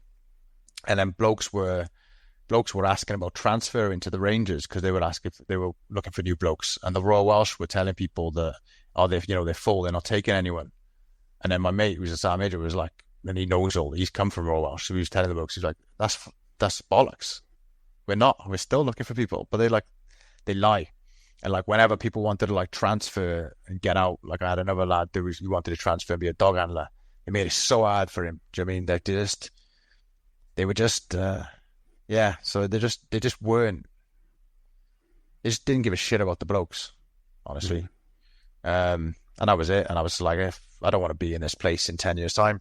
And I'm either gonna push on and try and move somewhere where it's more driven focused and more the next step.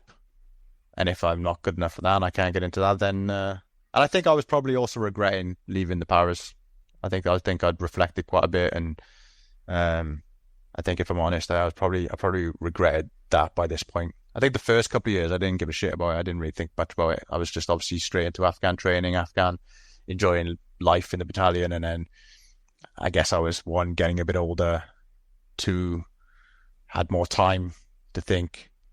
So I think I was probably not happy with who I was or where I was, and just decided to start, making some decisions. That's pretty much it. Were you still in when the two battalions of the Royal Welsh amalgamated? No, so that happened after. Right, so you did. So your second tour was still one Royal Welsh. Yeah. So what year was this then? 2012 was my second tour. Right. But there was talk of it happening, and that's probably part of it too, as well, actually, because I know there was a lot of guys that were leaving or were transferring, and they weren't happy about it, and so I think that might have been part of it. Or maybe not. Maybe I'm talking shit. Maybe talks of that happened after I got injured. Yeah. But I know there was just a general sentiment of people not being happy about that. Like, there was a lot of guys not, because a lot of us had the choice. So when I transferred over, I had the choice of whether I wanted to go one Royal Welsh or two Royal Welsh, and I chose one because I didn't want to work with tanks. Really, that wasn't really my interest. I wanted to be, a foot soldier. And a lot of people made the same decision, So then you're kind of when you're getting forced then to go to a regiment that you decided not to go into, then people were a bit, not happy about it. But I know lots of people loved it though. Lots of people, and I know a couple of people got, good jobs out of it afterwards as well. I had a friend who went over with them, and then after a couple of years left, but then he was working for like a company down in South Wales that makes tanks and test drives them and all that stuff. So yeah. So this, you had a good career. The second tour, so now you're in recce. And you mentioned your boss was your boss then, your recce boss, the same boss that you'd had on your first tour as a platoon commander? Yeah, he was actually. Yeah. All right. Okay. Oh wait. No, he was the same boss I had before the tour, but then just before the tour, because you moved, right? No. So in Bravos, he was the same boss I had, but then he moved, and we had a new boss just before the tour. Okay. So yeah, but I'd had him in my platoon before that, and then he moved on.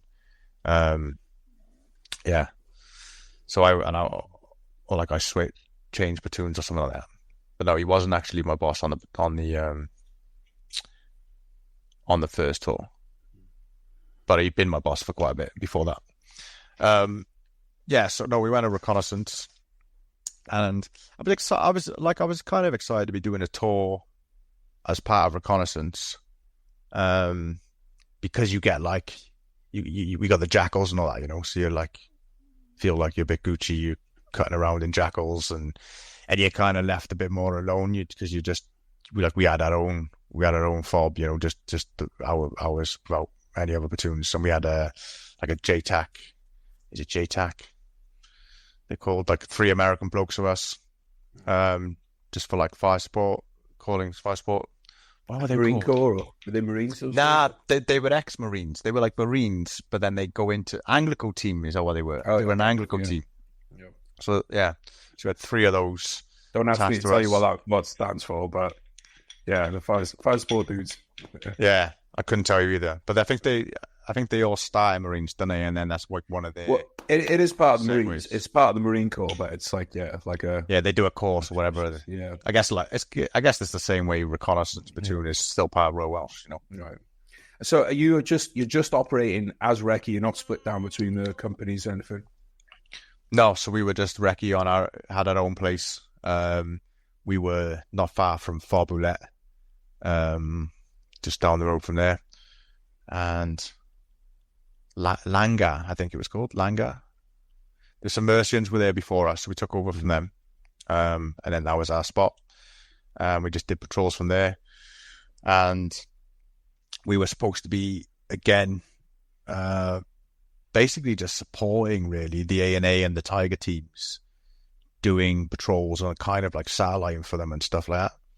But the A&A being the A&A, a lot of the times when we went to their compound to meet them to then go on patrol, they were like, oh, they're tired or it's too hot or whatever, and they didn't want to go on patrol. And then obviously the command would be like, well, you know, you're obviously out, you're already out now. You guys go do a patrol. So we'd be like, oh, for fuck's sake.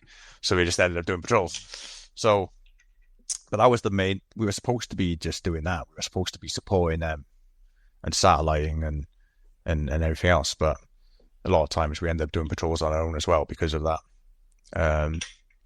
Or because there was something passed down that had maybe been seen on a blip or whatever, and they wanted us to go check it out or whatever else. Sometimes we got some kind of jobs like that, but I think our main role was supposed to be a supporting role for A&A and Tiger teams. Yeah. And how much of a difference are you seeing in Afghan between the time that you left and the time that you've come back? If you know, in terms of rules of engagement, in terms of enemy activity. To be honest with you, I mean, it was difficult to see because one, I was in a different area, so it's hard to say, and two, I was only 2 months into the tour when I got blown up, so right. So I wasn't there long enough to make a full assessment. But what I would say is that before I got blown up, it was boring as shit. Like, we didn't get any contacts, we didn't get anything, and we were just like twiddling our thumbs a bit compared to the first tour where we landed in contact and then we were going out on patrols and getting into like little mini contacts most days, or at least like, you know, most weeks. Felt like a lot more kinetic. And I remember thinking like, oh, this tour's fucking shit, boring.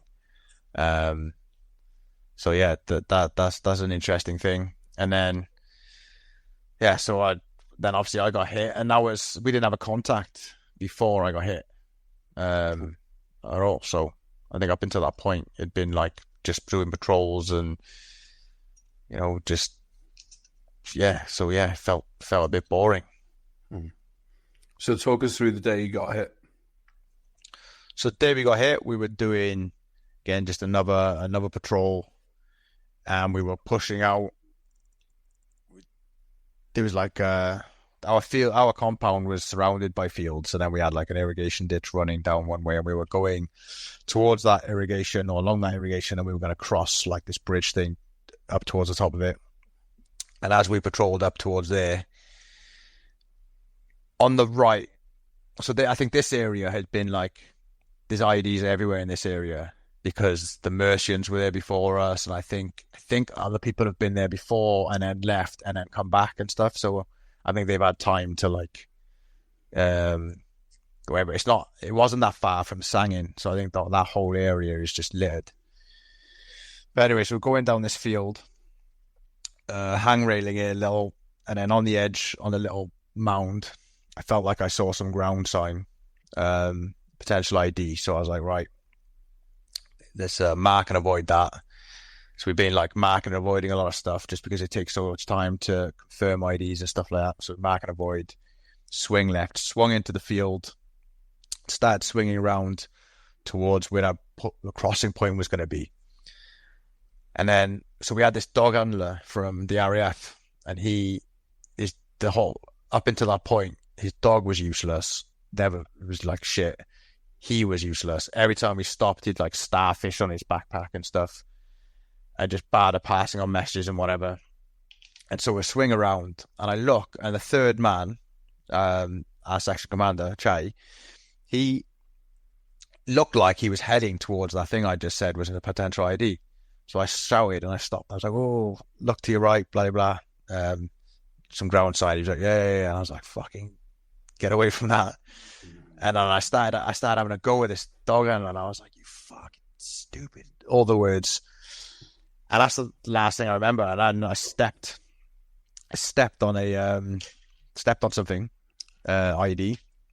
And the next thing I know, I'm, you know, in the air looking at the tops of these trees, and landed, hit my shoulder on my left. I remember that. I don't know, that's a weird detail to remember, but I remember landing on my left shoulder and it hurt. And that was like my first pain was my left shoulder. And then, I don't know, like the dust settles, and I was just laying there thinking, I just got blown up. I mean, it wasn't my first tour. Oh shit, that's why I forgot for my first tour, actually. One of the lads, Stocker, he lost his legs. Yeah, he was in my fucking multiple too. Forgot to mention it. Yeah, lives down the road from here. Yeah, so he was, so I'd seen damage and stuff, and I was just like, straight away thinking, legs are gone. Check the damage, look down, sure enough, this left leg was gone, my right leg was like hanging on by a thread. So it's just, I don't remember this. I got told this afterwards by the medic. Actually, like years later, I never knew this detail, but I did my own tourniquets, put my own tourniquets on. What I do remember is checking my cock and balls, and looking at my hand, and it just being like chunks of skin and blood. And I was just like, I felt sick, and I was like, my fucking cock's gone. And then at that moment, my thumb was just like pounding, and I looked, and I had a massive hole in my thumb. It was fucked. So I cleaned my hands, checked again, and everything was good, and I had no damage there. So I was like, all right, that's all right. I think by this point, I mean, it's all obviously a blur. All this is a little bit of a blur. None of it's probably accurate to the T. The medic was there, and he's doing like checking my tourniquets. I think he added some tourniquets, or like tying them. I remember that hurting like fuck. Gave me morphine, I think. I don't remember giving morphine, but I know he did at some point. And then, obviously, by then, the next thing I remember is the guys getting around me with a stretcher and pulling me off. And then you hit another one, so I got blown off the stretcher. The medic had stood on one, and I think, I can't confirm this, I don't know, but I think, because I spoke to the guys afterwards, I was like, did you carry me down the edge of the field? And yeah, and I was like, I think they might have stood on the ID that I called out. Fair. Don't know. Right. But who stepped? Sorry, mate. Who stepped on that one? The medic. So the medic was like alongside me, obviously just kind of, I don't know, checking my tourniquets or doing whatever medics do. And then he stood on that, but luckily it was like a partial debt, so it didn't explode properly. I think like the charge exploded. So he got 8 fractures from his ankle down, I believe it was. So his foot got shattered, and I got blown off the stretcher. And I thought I was blind because I couldn't see anything. So my mate poured some water on me, and like it was just mud. I think I was just caked in mud, or dirt or something. So yeah, my eyes were fine, and I looked at him. I was like, "Am I more fucked now?" And he looked me up and down. And he was like, "No, I think you're the same fucked." And I was like, "All right, get me out of here." I remember one of the lads, Murphy, who was like further back in the patrol, was like, he kept on like calling my name, like, Handley, mate, Handley. And I was like, "What? You all right, mate?" I was like, "No, you fucking idiot.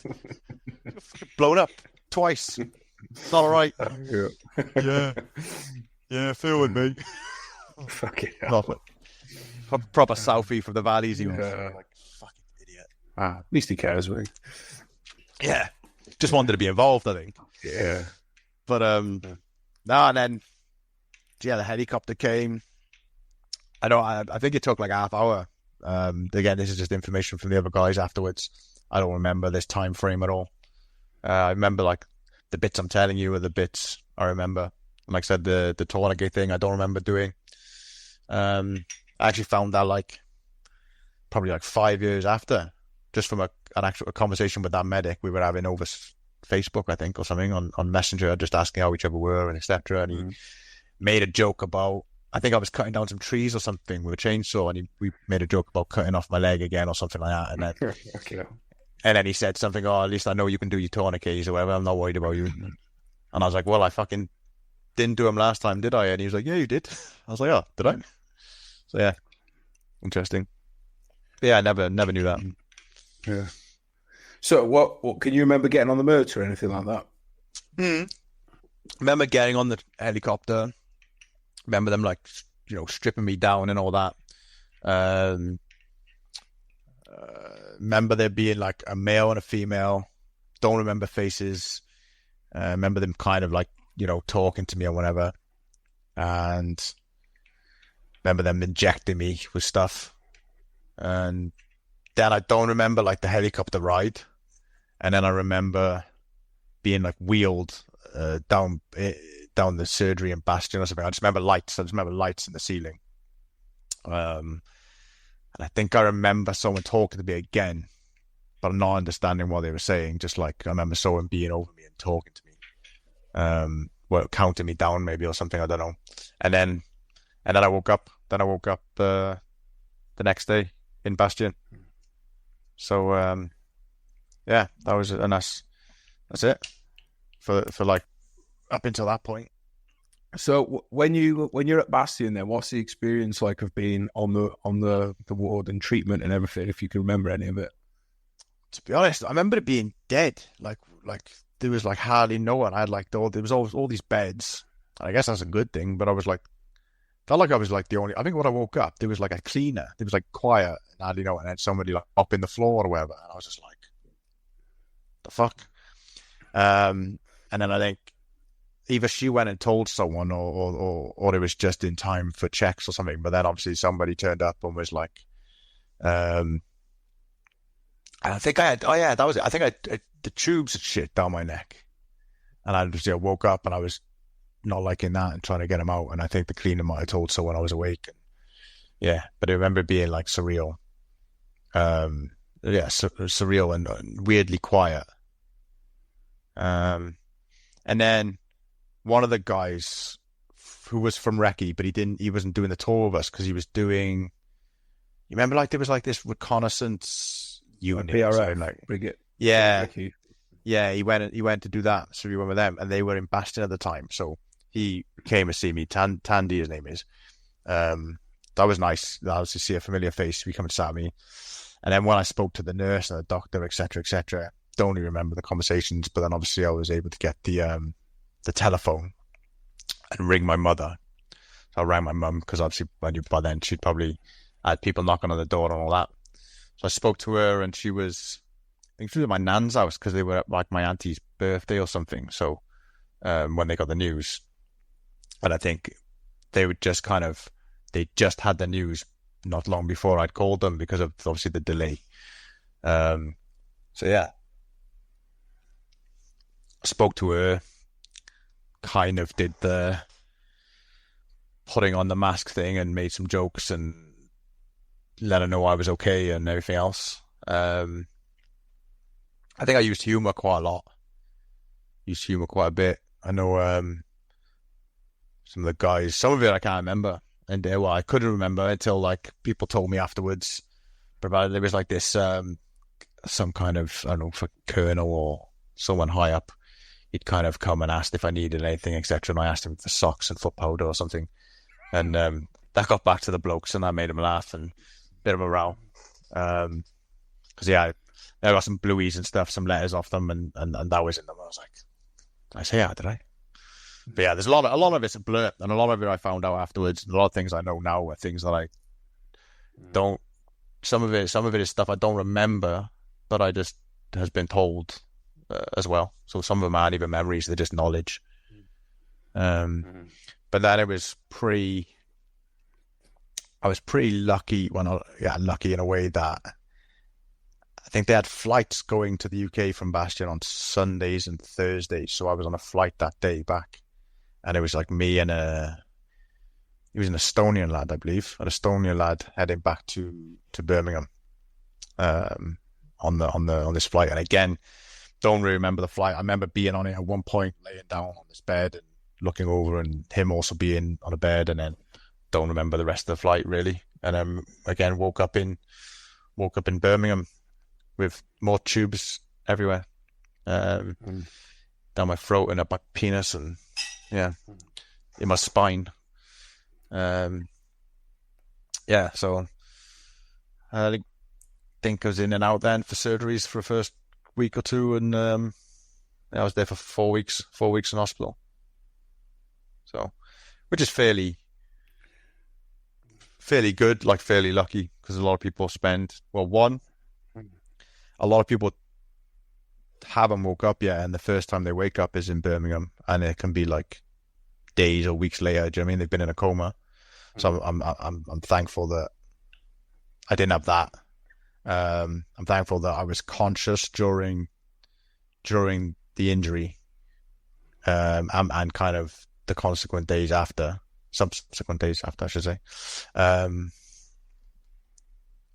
because I think that helped quite a bit with mental clarity. I guess I think it must be a lot worse if you don't know what happened and you wake up and then you look down and your legs are gone. You know what I mean? And it's like a month later or something. That must be fucking horrible. So I think that's probably pretty good.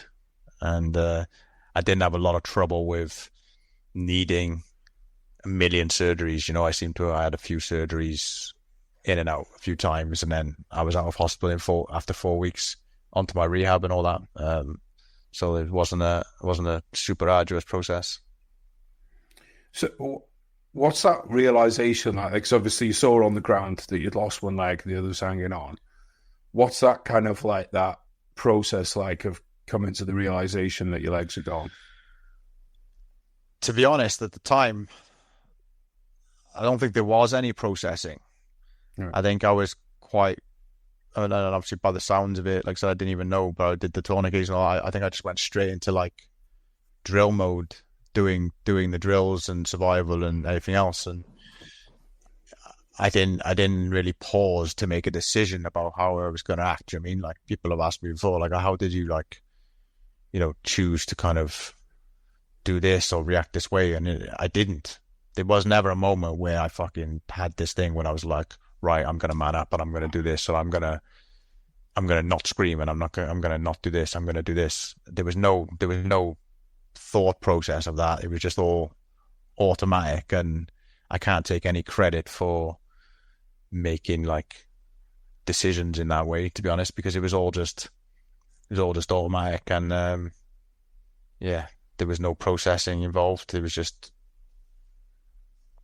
systematic and drills.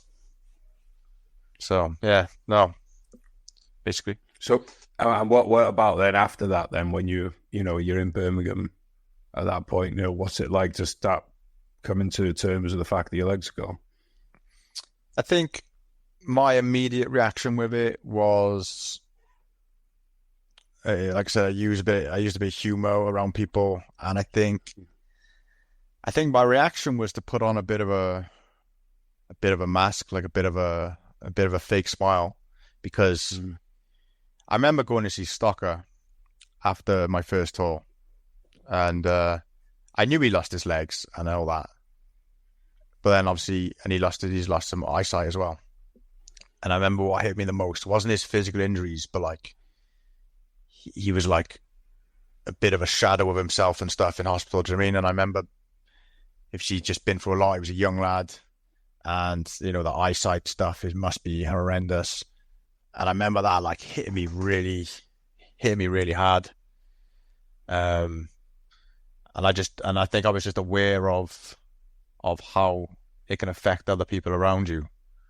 So when my mother and people I loved and cared about come to visit me, I kind of wanted to make it as painless as possible for them in a way, and so I kind of tried to be my old self, and I joked about and whatever. And I think if you wear a mask long enough, it kind of starts to stick a little bit too. You know what I mean? Like it kind of starts to implant. And I'm not saying that's like a good way to deal with things, but that's the way I dealt with it originally. And then I also had, you know, issues down the line during my rehab where I was very aggressive and angry, and this is obviously all in reflection, but at the time I wasn't making decisions or processing things. I was just going through things and reacting, and I guess dealing with things with the tools I had. But yeah, I remember getting into a lot of fights and stuff when I was on my prosthetics and started going back out in town in Cardiff and all that, and getting into quite a lot of fights, getting into trouble quite often.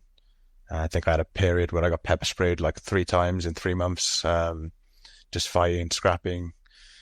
And then once I was able to, I guess, sit down and ask myself some questions a bit and try and process things a little bit and ask, why do I keep getting into trouble? Why do I keep fighting? I think that's the important thing, being able to sit down and ask yourself questions and be able to ask the why all the time. Like the toddler, like the little kid that asks the why all the time, the annoying why. I think if you're able to do that and keep doing it, you can get to some answers. And for me, especially with those kind of things, I realized I had a bit of a chip on my shoulder, and I was still trying to prove that I was this tough guy and this guy that I felt like, I had an identity when I was in the army, and then when I was in the regiment, I had a specific identity and I had a reputation and everything else like everybody does. And I guess I felt like I probably still needed to prove I was still that man, and everything else like still under myself and all the rest of it, all the silly stuff. I think once I realized the why behind things, I was able to kind of stop it and figure it out and start channeling things differently and controlling things a bit better. But yeah, it's definitely a process. And what about the rehab process then? Because you mentioned a few times being around other lads going through similar kind of thing. What was that like from once you'd had the operations and everything done? Yeah, so I think Handley Court was an amazing place because you're surrounded by ex-squaddies that have been injured. They're all the same as you. Different injuries, there's blokes missing arms, bloke with gunshot wounds, missing eyes, blind, head trauma, all sorts of stuff. But there were different types of people there. So you had some people there that had obviously gone downhill and weren't dealing very well. And then you had people that were, doing well and pushing on and fighting and everything else. So you had both role models. Because I've always said that you don't always have to know what you want to be or how you want to be. As long as you know what you don't want to be and who you don't want to be, that's a good enough base, right? As long as you stay away from that, then you're at least going to be going towards the better direction.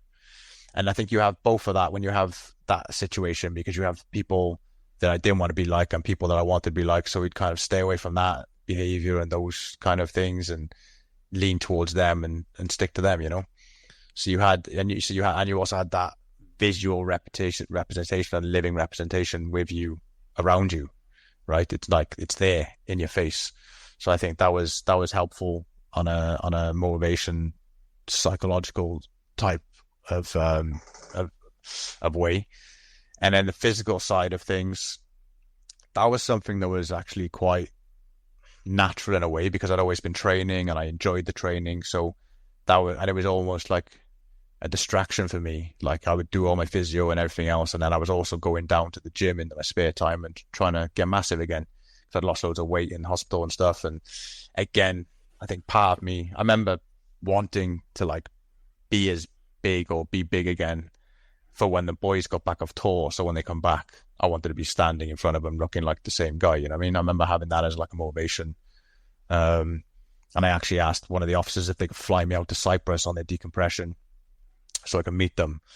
And I did that. So I went out and I was on my prosthetic legs and I'd been into gym again. I was back in shape and yeah, met them and I had drinks with them and stuff. Took them a sneaky bottle of vodka and yeah. Remember one of the staff come over on the beach because I told them all to go to the ice cream van and buy some drinks and buy some fizzy drinks. And then I was like filling them all up with vodka and the bloke come over was like, I think the Sam age of decompression over come over and he was like, I heard you've got like a bottle of vodka. And I was like, yeah, I did have. And I gave him an empty bottle. He was classic. Was that, did you feel that was important for you getting that then, that decompression with the lads? Yeah. Or that moment it was. For you? So that was one of my first goals. One of my main goals was to like kind of be what I considered to be like me again by the time the lads got back, and to be able to stand up in front of them and whatever, you know. So that was important for me. I didn't want them coming back to this sad case in a wheelchair, you know. I just didn't want them coming back to that. I wanted them to come back to the Handley that they knew. So yeah, that was important. So it sounds like goal setting then has been really important for you in this after your injury. Let's talk about the climbing. and how that came about. Yeah, so yeah, you're right. Goal setting has been a massive part of my recovery, really, and it really helped push me all the time. And whether it was, just ego lifting, trying to get the body back, or later on it was powerlifting. I competed in powerlifting for a bit, and I've always needed to have something to like train for and to have goals. And I don't know, I think I moved to Norway 2000 and I don't know when that was, actually 2015, 2016, the end of 2015, I think it was. And I had a gym here, and I had my first kid and stuff, and everything was good. I had a nice life, but I just felt like, I don't know, there was still just something missing. On paper, everything was good, but there was still just something, and I felt like I just needed maybe a challenge. So I got in touch with a lad called Justin, who was a double amputee, and we got on in Handley. He was also one of the guys I always saw in the gym pushing himself, so we kind of had that in common, and we bonded over that a little bit. And so we kind of talked about finding something we could raise some money for charity, because we were part of this Kazibak club, and the whole club is divided. We're all separately raising money for this children's hospital. And then I think I've been doing quite a bit of hiking in Norway, and I can't remember who came up with the idea, but one of us mentioned maybe climbing Mont Blanc in France. And so I was like, yeah, all right, it sounds like a decent challenge, This sounds pretty punchy. So yeah, I started training for that. Didn't think much more of it, other than it just being another fitness challenge or physical challenge, to be honest with you. So it was me, Justin, and Harry, who's the Gurkha who became the first double amputee to climb Everest not long ago. It's pretty cool. And there was also going to be a lad called Scott Mina, but he was doing too much of his Paralympic stuff and he couldn't commit to it, so we ended up dropping out. So us three went out and we did Mont Blanc, and something clicked with me when I did it. It was like that. There was something that I didn't realize I was missing, I think, and I think it was that probably what I'd been missing from the military times was those days where you smash your body and you use it to exhaustion, and working in hostile environments, and I think kind of just the simple life in a way, because as much as Afghan is crazy and dangerous and everything else, there's kind of beauty in the chaos, right? There's like peace in the chaos, in that you don't have the distractions of day-to-day life. You don't have the small decisions you've got to make in day-to-day life. You don't have to say hello to everyone and all these different things. You just have the mission, and you have looking after yourself and your mates, and it's quite simple in that way, and that's quite nice, right? There's for me, I always found a bit of peace in that. And it's like that on the mountains too, in a way. You have that hostile environment, you have your pushing the body, you also have your kit to look after and your teammates to look after if you climb in a team, which I always do. And yeah, you're going through the thing together. There's a lot of similarities I found after, and this is again after some reflection over years of why I've got into this mountaineering stuff. So that was the first one, and it bit me. And then I've kind of been doing at least a mountain, like a biggish mountain every year since, to be honest. And now I'm trying to do the 7 summits, which is the 7 highest mountains in every continent. I've done Kilimanjaro. I've attempted Denali twice. Just got back from it this year and did it last year too, but the weather was too bad. We got higher this year. We got 500 meters from the summit this year, which was pretty devastating, but it was the right decision. There were some guys that went up after us, and after we decided to go down, there were some guys that went up and they've got frostbite, lost their hand and potentially a foot and stuff. So it's not a mountain you want to mess around on. And again, it's that decision making and that hostile environment. I think it's it just gives me life again. Gives me again maybe a little bit of that chip on my shoulder of needing to prove to myself that I'm still that guy, and I've still got it in me, whatever it is. I don't know, but maybe I'll figure out one day. But for whatever reason at the moment, I love it. I love climbing the mountains. I love being in that environment. I love being in a little team again, and No, that's great. So you've learned that about yourself. What are some of the other kind of things now, but all a bit wiser? Not even just looking back on service, but just over time. Like, what are the kind of some of the things that you've learned about yourself, and what kind of makes you tough? I think there's loads. Like, I think I've had to curb my like aggression and stuff a lot over the years. I think that was a big issue for me. I think as I mentioned earlier at the start, I went all in the military stuff. So when I was in the military, I was that kind of aggressive soldier, that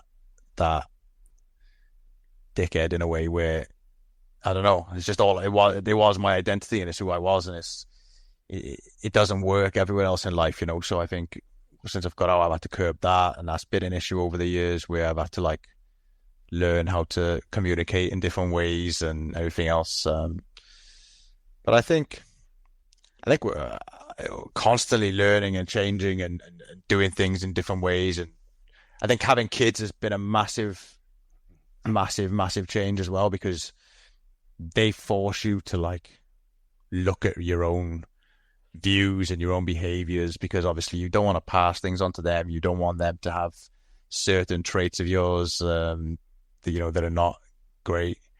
Like in an ideal world, you want them to have all your best traits and all your missus's best traits, you know. So like it makes you more aware of how you speak, what you talk about, how you phrase things. They make you very more, or at least for me, they've made me very more aware of, and they ask you questions as well, you know, and you have to be able to justify things. And I think you can't hide from your kids either, right? Like when they're young, you can get away with it. You can get away with pretending you have certain standards and values and principles. Like I can speak to you for 10 minutes and I can have all these standards and principles, and you're not going to find out because you don't know. You don't see me every day, right? I can say I get up at 6 every morning and I do this and I do that. But your kids will know. By the time they're like 16, 18, they would have seen you long enough to start realizing that you don't actually live by those standards and principles that you talk about. You know, they're gonna know all that, and you can't hide from them. So they hold you accountable, and they hold you to that standard that you believe you are, or that you say you are. And when you say you are, it's usually because that's who you really want to be, right? That's who you actually envision yourself as, and that's who you want to be. And we all have an ideal of how we want to be, and we're very rarely living up to that, you know, but we're striving for it and we're trying, and we all have this standard ideal, I think, that we would love to be in a perfect world, but none of us are perfect, and we mess it up, and we're maybe not quite there yet. But I think having kids for me has made me realize that, and probably because when I was like got to the age of 16, 17, I started seeing my dad for who he was, and I don't speak to him anymore, you know. I stopped speaking to him when I was 17 because I started realizing what kind of man he was. And before that, I idolized him. I was like a daddy's boy. And I guess I'm hyper aware of how that can be. And I don't want my kids to grow up and then turning around and being like, you're full of shit. Do you know what I mean? So I think, kids have had a massive impact for me. On that then, what if your kids is like, Dad, we want to go join the infantry? How would you feel about that, and how would you deal with that? Well, I mean, I live in Norway, so they're not in much danger, but they don't really go anywhere. Nah, that's not fair. They did go to Afghan, and they lost some people and injuries and stuff. But I would try and guide them. I mean, I wouldn't be against them joining the military. I think the military can still be a great place. And I think, you know, if I was to go back on my own career, I probably would have told myself not to join the infantry and maybe join the engineers or somewhere that treats you a bit better. Go join the RAF, you know, stay in hotels and stuff. But no, I think I'd try and guide him. And I would also just try and, you know, still instill in him pride and what I want to try and do, and what I'm trying to do is to like get him to do his best at everything he does, whether it's football or school or whatever. You know, even if he's not the best, he's doing his best is what's important. And I think if he goes into the army, I'd probably like to persuade him into reaching for the best. Maybe going towards the special forces or at least go into units that are going to benefit him a little bit more.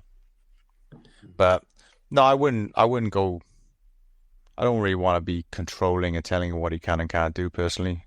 I think it's probably the worst thing you can do with a kid half the time anyway. They're going to do it just to spite you. So no, I try and just guide him into what I believe to be a little bit more beneficial for his future. And I would probably tell him my experiences of the military and how they think about you and treat you. You know, you're just a number at the end of the day, and they don't really give a shit half the time.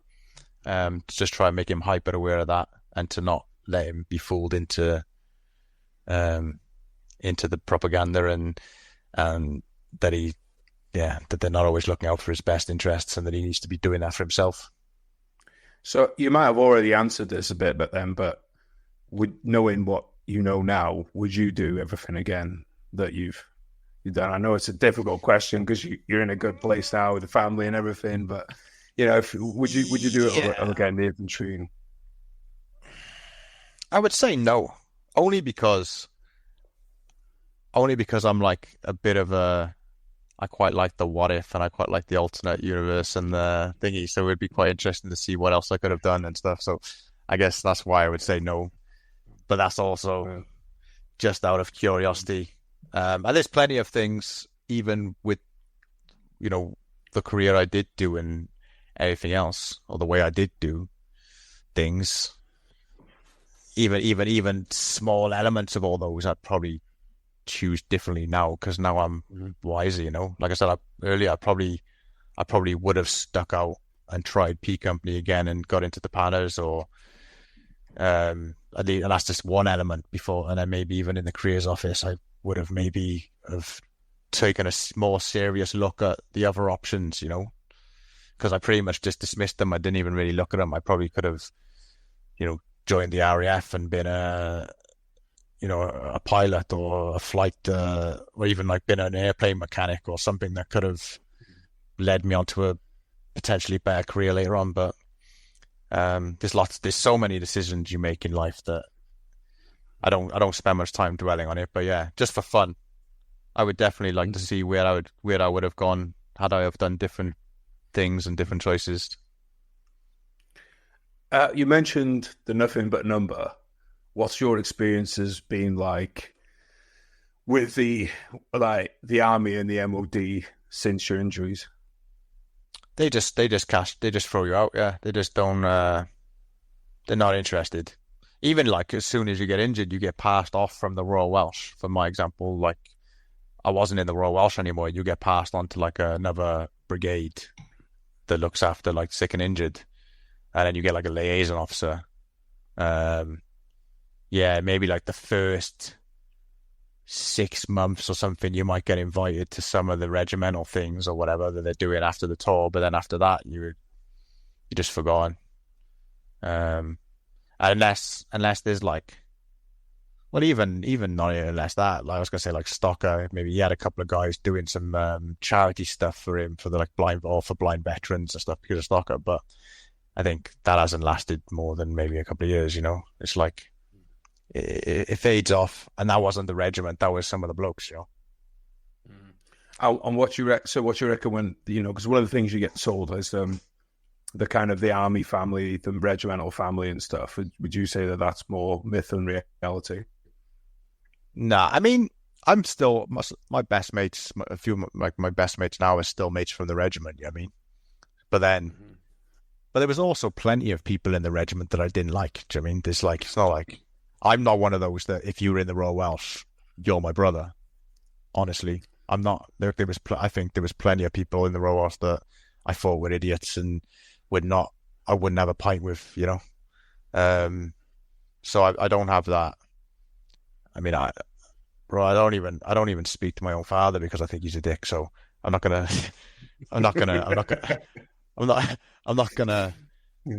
speak to a dick just because he wears the same cap badge as me.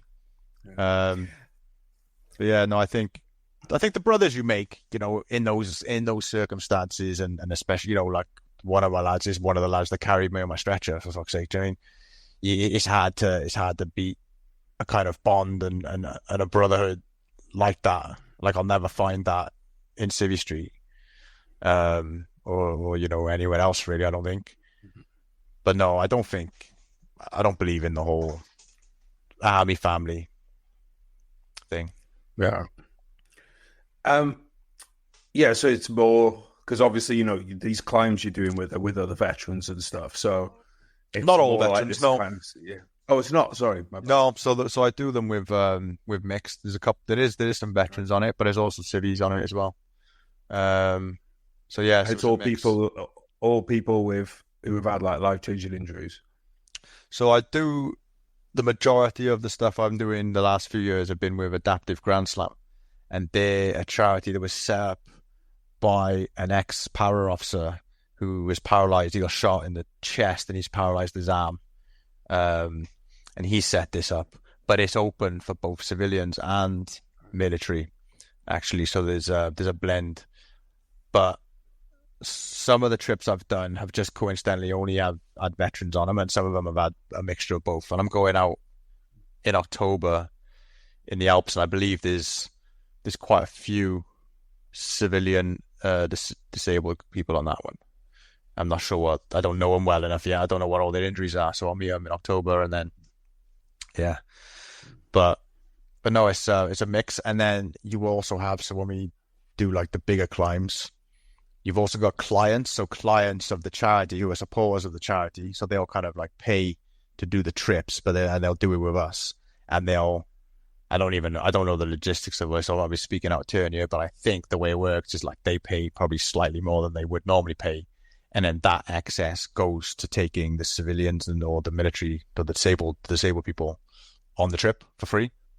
I think that's how it works. So then you also got a mixture of people who've got no disabilities that are like just sort of supporting the charity, and a lot of them are just, you know, doing mountains for the first time or like trying to get into it. And then there's all different stages. So there goes from, they do trips just like in Cumbria in the UK. So a lot of these are almost like training / selection trips.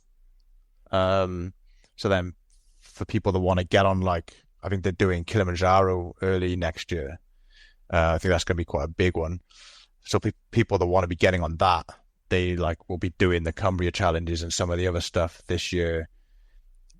As a selection / just to see where you are kind of thing, you know what I mean? So it's like it's quite a good process. You don't just get people randomly turning up and trying to do Kilimanjaro. You've got involvement leading up to that, and then you get some hands-on. One for just the sheer physical side of things, but also two for the adaptations possibly needed for all the different disabilities and stuff, you know, because you've got all sorts of people going on it. So just trying to figure it all out.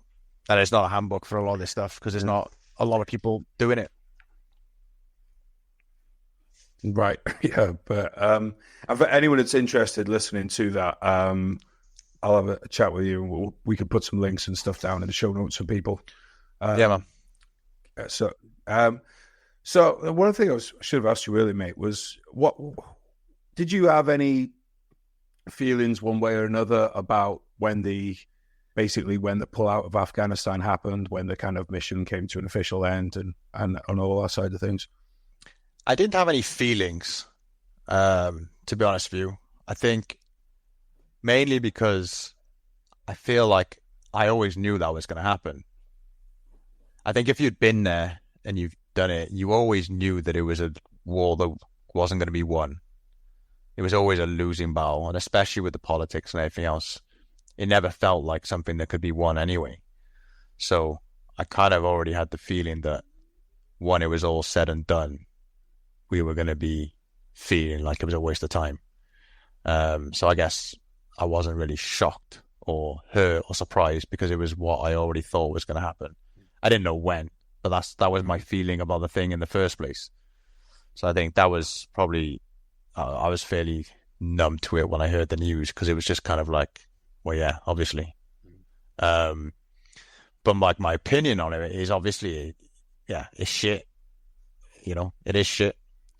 That's my opinion. My educated opinion is, and that's it. And to be honest with you, the other reason is because it's happened so long after I've been out the military, and I've been living a different life for so long now that, you know, my military life is almost just like another life in a way. Like, it's like such a different chapter. I mean, apart from me and my mates, and I have like the club with some of the injured guys and stuff, which again, I don't even see as a military thing anymore. I don't really have any other like military things in my life, to be honest with you. So yeah, I don't go to like parades and things and do much stuff with the military or anything. So yeah, it's a little bit of a separate thing for me now. All right, guys, there we have it. Stephen, thanks so much for giving up your time and coming on today, mate. I do appreciate it, and appreciate all of you guys listening. As ever, if you found this episode valuable, or if you found an enjoyable listen in that war story kind of way, then please do take a minute to share it with a friend. We can't grow without you guys sharing the podcast. It's as simple as that. So for every episode you listen to and find valuable, please do share it. If you're interested in being a guest on the podcast, then please contact us on social media. Information is all linked down in the show notes. We've got more episodes on the way, guys. Trying to do 3 a month. Thank you so much for listening. Thanks for giving up your time. And be good to yourselves. Be kind to each other. And we'll catch you next time.